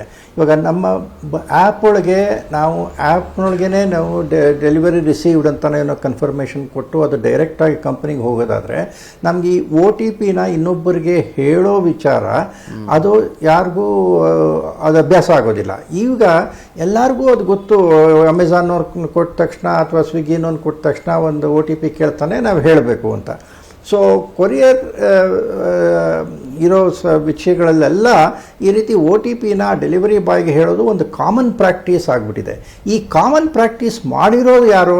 ಈ ಕಂಪನಿಗಳು ಅವರ ಸೆಕ್ಯೂರಿಟಿ ಸಿಸ್ಟಮ್ಸನ್ನು ಸರಿಯಾಗಿ ಇಂಪ್ಲಿಮೆಂಟ್ ಮಾಡದೇ ಇರೋದ್ರಿಂದ ಈ ರೀತಿ ಆಗಿದೆ. ಸೊ ಅದಕ್ಕೋಸ್ಕರ ನಾನು ಪದೇ ಪದೇ ಹೇಳೋದು, ಈ ಇಂಟರ್ಮೀಡಿಯರೀಸ್ನ ರೆಸ್ಪಾನ್ಸಿಬಲ್ ಮಾಡಬೇಕು ಈ ರೀತಿ ಕ್ರೈಮ್ಗಳಿಗೆ. ಆವಾಗ ಮಾತ್ರ ಅವರುಗಳು ಸ್ವಲ್ಪ ಎಚ್ಚರಿಕೆ ವಹಿಸ್ತಾರೆ. ಇಲ್ಲದೇ ಇದ್ದರೆ ಇವಾಗ ಕೋರ್ಟ್ನಲ್ಲಿ ನಿಂತ್ಕೊಂಡು ನಾವು ಯಾವುದೋ ಒಂದು ISO ಸರ್ಟಿಫಿಕೇಷನ್ ತೊಗೊಂಡಿದ್ದೀವಿ, ನಮ್ಮನ್ನೇನು ಕೇಳಬೇಡಿ, ಅವ್ರೇನಾದ್ರು ದುಡ್ಡು ಹೋಗಿದ್ದರೆ ಅದಕ್ಕೆ ನಾವು ಜವಾಬ್ದಾರರಲ್ಲ, ಬೇರೆಯವ್ರ ಜವಾಬ್ದಾರರು ಅಂತ ಅವರು ತಮ್ಮ ಜವಾಬ್ದಾರಿಯನ್ನು ಕಳ್ಕೊಳ್ಳೋದಕ್ಕೆ ನೋಡ್ತಾರೆ. ಸೊ ಈಗ ಇದಕ್ಕೆಲ್ಲ ಸಲ್ಯೂಷನ್ ಏನು ಅಂದರೆ, ಒಂದು ಈ ಇಂಟರ್ಮಿಡಿಯರೀಸ್ನ ನಾವು ರೆಸ್ಪಾನ್ಸಿಬಲ್ ಮಾಡಬೇಕು. ಎರಡನೇದು, ನೀವು ಫೇಕ್ ಲೋನ್ ಅಪ್ಲಿಕೇಶನ್ಸ್ ಬಗ್ಗೆ ಹೇಳ್ತಾ ಇದ್ರಿ. ಈಗ ನಾವು ಹಿಂದೆಯಿಂದನೂ ವೈರಸ್ ಅಂತ ಕೇಳಿದ್ದೀವಿ. ಸೊ ವೈರಸ್ಗಳು ಪದೇ ಪದೇ ಬರ್ತಾ ಇರುತ್ತೆ, ಅದನ್ನು ನಾವು ತಡಿತಾ ಇರ್ತೀವಿ, ಆ್ಯಂಟಿವೈರಸ್ ಹಾಕ್ಕೊಂಡು ತಿರ್ಗಾ ಬರ್ತಾ ಇರುತ್ತೆ, ಹಾಗೂ ಅದನ್ನು ಕಟ್ ಮಾಡ್ತಾ ಇರ್ತೀವಿ. ಅದೇ ರೀತಿ ಈ ಫೇಕ್ ಆ್ಯಪ್ಸನ್ನು ನಾವು ಒಂದು ಆ್ಯಪನ್ನು ತೆಗೆದ್ರೆ ಇನ್ನೊಂದು ಆ್ಯಪ್ ಬರುತ್ತೆ ಅನ್ನೋದಕ್ಕೋಸ್ಕರ ನಾವು ಇದನ್ನು ತಡೆಯೋಕ್ಕಾಗಲ್ಲ ಅಂತ ತಿಳ್ಕೊಳ್ಬಾರ್ದು. ಈ ಆ್ಯಪ್ಸನ್ನು ಈಗ ಆ್ಯಂಡ್ರಾಯ್ಡ್ನವರಾಗಲಿ ಅಥವಾ iOSನವರಾಗಲಿ ಅವರು ಸರಿಯಾಗಿ ಫಿಲ್ಟರ್ ಮಾಡ್ತಾ ಇಲ್ಲ. ಆದ್ದರಿಂದ ಅವರನ್ನು ಒಂದು ಇಂಟರ್ಮೀಡಿಯರಿ ಅಂತ ಕನ್ಸಿಡರ್ ಮಾಡಿ ಅವರನ್ನು ರೆಸ್ಪಾನ್ಸಿಬಲ್ ಮಾಡಿದ್ರೆ ಈ ರೀತಿ ಫೇಕ್ ಆ್ಯಪ್ಸನ್ನು ನಾವು ತಡಿಬೋದು. ಸೊ ಈ ರೀತಿ ಇಂಡಸ್ಟ್ರಿ ಲೆವೆಲ್ಲೊಳಗೆ ಸ್ವಲ್ಪ ಸೆಕ್ಯೂರಿಟಿ ಪ್ರೊಸೀಜರ್ಸನ್ನು ಸ್ವಲ್ಪ ಇಂಪ್ರೂವ್ ಮಾಡಿದ್ರೆ ಇದು ಸ್ವಲ್ಪ ಮಟ್ಟಿಗೆ ಕಡಿಮೆ ಆಗುತ್ತೆ ಅಂತ ನನಗನ್ಸುತ್ತೆ. ರೈಟ್. ಸಮದ್, ಕೊನೆಯದಾಗಿ ಏನು ಹೇಳ್ತೀರಿ? ನೀವು ವಿಕ್ಟಿಮ್ ಆಗಲಿಲ್ಲ, ನಿಮ್ಗೆ ಎಚ್ಚೆತ್ಕೊಂಡ್ರಿ, ಆಮೇಲೆ ನೀವು ಜನಕ್ಕೂ ಕೂಡ ಎಚ್ಚರಿಕೆ ಕೊಡುವುದಕ್ಕೆ ಮುಂದೆ ಬಂದಿದ್ದೀರಿ ಇವತ್ತು. ಏನು ಹೇಳ್ತೀರಿ ಸಮದ್? ಹೌದು ಸರ್. ನಮ್ಮ ಸ್ನೇಹಿತರಲ್ಲೇ ಭಾಳ ಜನ ಆನ್ಲೈನ್ ಫ್ರಾಡ್ಸ್ ಆಗಿದ್ದಾರೆ ಸರ್. ಅಂದರೆ ಫ್ರಾಡ್ಸ್ ಆಗಿದೆ ಅವ್ರ ಜೊತೆ. ಸೊ ಸರ್ ಏನು ಹೇಳ್ತಿದ್ದಾರೆ ಅದು ನಿಜ ಸರ್. ಬೇಸಿಕಲಿ ಈಗ ಆನ್ಲೈನ್ ಅಪ್ಲಿಕೇಶನ್ಸ್ ಏನಿದೆ, ಗೂಗಲ್ ಆ್ಯಪ್ಸ್ ಏನಿದೆ ಸರ್, ಗೂಗಲ್ ಆ ಸೆಕ್ಯೂರಿಟಿ ನಾವೇನಾದರೂ ಅಂದರೆ ಈ ಗೂಗಲ್ ಸೆಕ್ಯೂರಿಟಿ ಇದೆ ಅಲ್ವಾ, ಈಗ ಒಂದು ಸ್ವಲ್ಪ ಆ್ಯಪ್ಸ್ ಇರುತ್ತೆ. ಸೊ ಯಾವ ಆ್ಯಪ್ಸಿಗೆ ಪರ್ಮಿಷನ್ ಕೊಡಬೇಕು, ಯಾವ ಆ್ಯಪ್ಸಿಗೆ ಪರ್ಮಿಷನ್ ಕೊಡಬಾರ್ದು ಅನ್ನೋದು ಗೂಗಲ್ ಅದು ವೆರಿಫೈ ಮಾಡೋದಿಲ್ಲ ಸರ್. ಏನಾಗುತ್ತೆ, ಇವಾಗ ನಾನು ಒಂದು ಅಪ್ಲಿಕೇಶನ್ ಡಿಸೈನ್ ಮಾಡ್ತೀನಿ ಅನ್ಕೊಳ್ಳಿ. ಸೊ ನಾನು ಗೂಗಲಲ್ಲಿ ಹಾಕಬೇಕಾದ್ರೆ ಗೂಗಲ್ ಅದನ್ನು ವೆರಿಫೈ ಮಾಡೋದಿಲ್ಲ, ಗೂಗಲ್ ಅದನ್ನು ಎಕ್ಸೆಪ್ಟ್ ಮಾಡುತ್ತೆ ಸರ್. ಆಮೇಲೆ ಅದು ರೇಟಿಂಗ್ ನೋಡಿಕೊಂಡು ಅದ್ರ ಬಗ್ಗೆ ಕಮೆಂಟ್ಸ್ ಮಾಡಿದಾಗ ಜನರು ಈ ಅಪ್ಲಿಕೇಶನ್ ಪ್ಲೇ ಪ್ರೊಟೆಕ್ಟ್ ಇಂದ ವೆರಿಫೈ ಆಗಿರೋದಿಲ್ಲ ಅಂತ ಹೇಳ್ತಾ ಇರುತ್ತೆ. ಗೂಗಲ್ ಡಸಂಟ್ ವೆರಿಫೈ ಇಟ್ ಅಂತ. Because Android is an open software ಆಗಿರೋದ್ರಿಂದ ನಿಮಗೆ ಅದು ವೆರಿಫೈ ಮಾಡೋದಿಲ್ಲ. iOSನಲ್ಲಿ ಒಂದು ಸ್ವಲ್ಪ ಕಡಿಮೆ ಈ ಥರದ್ದಾಗೋದು ಅಂತ ತಾವು ಹೇಳ್ತಾ ಇದ್ದೀರಿ. ಐ ಗಾಟ್ ಯುವರ್ ಪಾಯಿಂಟ್ ಸಂಬಂಧ. I certainly got your point. ಯಾವನ್ ಬೇಕಾದರೂ ಯಾವ ಆ್ಯಪನ್ನು ಬೇಕಾದರೂ ಕೂಡ ಡೌನ್ಲೋಡ್ ಮಾಡ್ಕೊಳ್ಬೋದು ಅಥವಾ ಡೆವಲಪ್ ಮಾಡಿ ಅಲ್ಲಿ ಬಿಡ್ಬೋದು. ಅದಾದಮೇಲೆ ಇಂತಿಷ್ಟು ಆ್ಯಪ್ಗಳು ಫಿಶಿಂಗ್ ಮಾಡ್ತಿದ್ದಾವೆ, ಫ್ರಾಡ್ ಮಾಡ್ತಿದ್ದಾವೆ ಅಂತೆಲ್ಲ ಹೇಳಿ ನಂತರದಲ್ಲಿ ಆಮೇಲೆ ಅದನ್ನು ದೇ ಟೇಕ್ ಇಟ್ ಡೌನ್. ಒಂದು 100 ಆ್ಯಪ್ಗಳನ್ನು ನಾವು IT ಮಿನಿಸ್ಟ್ರಿಯಿಂದ ನಾವು ಅದನ್ನು ತೆಗಿತಾ ಇದ್ದೀವಿ ಹಾಗೆ ಹೀಗೆ ಅಂತ ಹೇಳ್ತಾರೆ. ಬಿಕಾಸ್ ಅದು ಒಂದು ಓಪನ್ ಸೋರ್ಸ್ ಸಾಫ್ಟ್ವೇರ್ ಆಗಿರೋದ್ರಿಂದ ಆಂಡ್ರಾಯ್ಡ್ ಅನ್ನೋದು anybody can develop unlike iOS ಅಲ್ಲೂ ಇದೆ ಈ ಥರದ ಸಮಸ್ಯೆ ಇಲ್ಲ ಅಂತ ಹೇಳ್ತಾ ಇಲ್ಲ. ಬಟ್ ಅದಕ್ಕೆ ಗೂಗಲ್ ಪ್ಲೇ ಸ್ಟೋರೇ ಆಗಬೇಕು ಅಂತಿಲ್ಲ. ಅವ್ನು ಯಾವನೋ ಡೌನ್ಲೋಡ್ ಮಾಡಿಸ್ಕೊಳ್ಬೇಕು ಅಂತಿರೋ ಒಂದು APK ಫೈಲ್ ಕೂಡ ಕಳಿಸ್ಬಿಟ್ಟು ನಿಮ್ಮಿಂದ ಡೌನ್ಲೋಡ್ ಮಾಡಿಸ್ಕೊಳ್ಬೋದು, ಯಾವುದೋ ಒಂದು ಫ್ರಾಡ್ ಮಾಡಬಹುದಾಗಿರುವಂಥ ಒಂದು ಸಾಫ್ಟ್ವೇರ್ನ. ಎನಿಹಾವ್ ಈ ಥರದ ಉದಾಹರಣೆಗಳು ಸುಮಾರು ಕೊಡ್ಬೋದು. ನಾನು 3 ಜನಕ್ಕೂ ಥ್ಯಾಂಕ್ಸ್ ಹೇಳೋದಕ್ಕೆ ಬಯಸ್ತೇನೆ for being with us and for considering us. ಅದರ ಜೊತೆಗೆ ತಾವು ಅವೇರ್ನೆಸ್ಸನ್ನು ಜನರಿಗೆ ಮುಟ್ಟಿಸಲು ಪ್ರಯತ್ನಿಸೋದಕ್ಕಾಗಿ ಭಾಳ ಧನ್ಯವಾದ 3 ಜನಕ್ಕೂ ಕೂಡ. Thanks a lot. ನಮಸ್ತೆ. That's all for now. ಭಾಳ ಹುಷಾರಾಗಿರಿ, ಭಾಳ ಆರಾಮಾಗಿರಿ. ಒಂದು ಭಾಳ ಸಿಂಪಲ್ ಗೋಲ್ಡನ್ ರೂಲ್, ಅವ್ನು ಯಾವನೋ ಫೋನ್ ಮಾಡಿ OTP ಕೇಳಿದ್ರೆ 100 ಸಲ ಯೋಚನೆ ಮಾಡಿ. ಕೊರಿಯರು ಎಲ್ಲಿಂದನೋ ಬಂದಿದೆ ಅಂತಂದರೆ ನೀವು ಆರ್ಡ್ರ್ ಮಾಡಿದ್ದು ನಿಮಗೆ ನೆನಪಿದ್ರೆ ಫೈನ್, ಫೇರ್ ಎನಫ್. ಇಲ್ಲ ನಿಮಗೆ ಚೈನಾಯಿಂದ ಬಂದಿದೆ, ಅಂಟಾರ್ಟಿಕಾಯಿಂದ ಬಂದಿದೆ, ಆಕಾಶದಿಂದ ಚಂದ್ರನ ಮೇಲಿಂದ ಇವಾಗ ತಾನೇ ಉದುರಿಸಿ ಕಳಿಸಿದ್ದಾರೆ ಕಣೋ, ನಾನು CBIನಿಂದ ಫೋನ್ ಮಾಡ್ತಾಯಿದ್ದೀನಿ ಅಂತಂದರೆ ನೀನು CBI ಆದರೆ ನಾನು ರಪ್ಪ ಅಂಥೇಳಿ ನೀವು. ಹಾಗಾಗಿ ನೀವು ತಲೆ ಕೆಡಿಸ್ಕೊಳ್ಳೋ ಅವಶ್ಯಕತೆ ಇಲ್ಲ. ಎಲ್ಲ ಅವೇರ್ನೆಸ್ಸು ನಿಮ್ಮ ಕೈಯಲ್ಲೇ ಇದೆ. ಆಮೇಲೆ ಅತಿ ಆಸೆಗೆ ಮರಳಾಗಬೇಡಿ, ಅತಿ ಆಸೆಗೆ ಬೀಳಬೇಡಿ. ಯಾವನೋ 10,000 ಹಾಕಿದ್ರೆ 15,000 ಕೊಟ್ಬಿಡ್ತಾನೆ ಅಂತ ಟೆಲಿಗ್ರಾಮ್ನಲ್ಲಿ ಯಾವುದೋ ಒಂದು ಚಾನಲ್ಗೆ ಸೇರ್ಕೊಂಡ್ಬಿಡೋದು, ಅಥವಾ ಇನ್ನೊಂದು ಯಾವುದೋ ಒಂದು ಫೇಕ್ ಆ್ಯಪ್ ಡೌನ್ಲೋಡ್ ಮಾಡ್ಕೊಂಡ್ಬಿಡೋದು, ಈ ಥರದಕ್ಕೆಲ್ಲ ಕ್ರಿಪ್ಟೋ ಕರೆನ್ಸಿಗೆ ಕೈ ಹಾಕ್ಬಿಡೋದು, ಈ ಥರದ್ದೆಲ್ಲ ದಯಮಾಡಿ ಮಾಡಬೇಡಿ. ಆಸೆಯೇ ದುಃಖಕ್ಕೆ ಮೂಲ. Thank you. ನಮಸ್ಕಾರ. ವಿಸ್ತಾರ, ಇದು ನಿಖರ ಜನಪರ.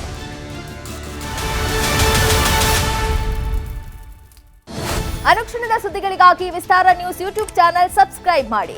ಹೊಸ ಸುದ್ದಿಗಳ ನೋಟಿಫಿಕೇಶನ್ಗಾಗಿ ಬೆಲ್ ಐಕಾನ್ ಕ್ಲಿಕ್ ಮಾಡಿ. ಲೇಟೆಸ್ಟ್ ಅಪ್ಡೇಟ್ಸ್ಗಾಗಿ www.vistaranews.com ವೆಬ್ಸೈಟ್ಗೆ ವಿಸಿಟ್ ಮಾಡಿ. ಅಂಗೈಯಲ್ಲೇ ಜಗತ್ತಿನ ಸುದ್ದಿ ತಿಳಿಯಲು Vistara news Kannada app download ಮಾಡಿ.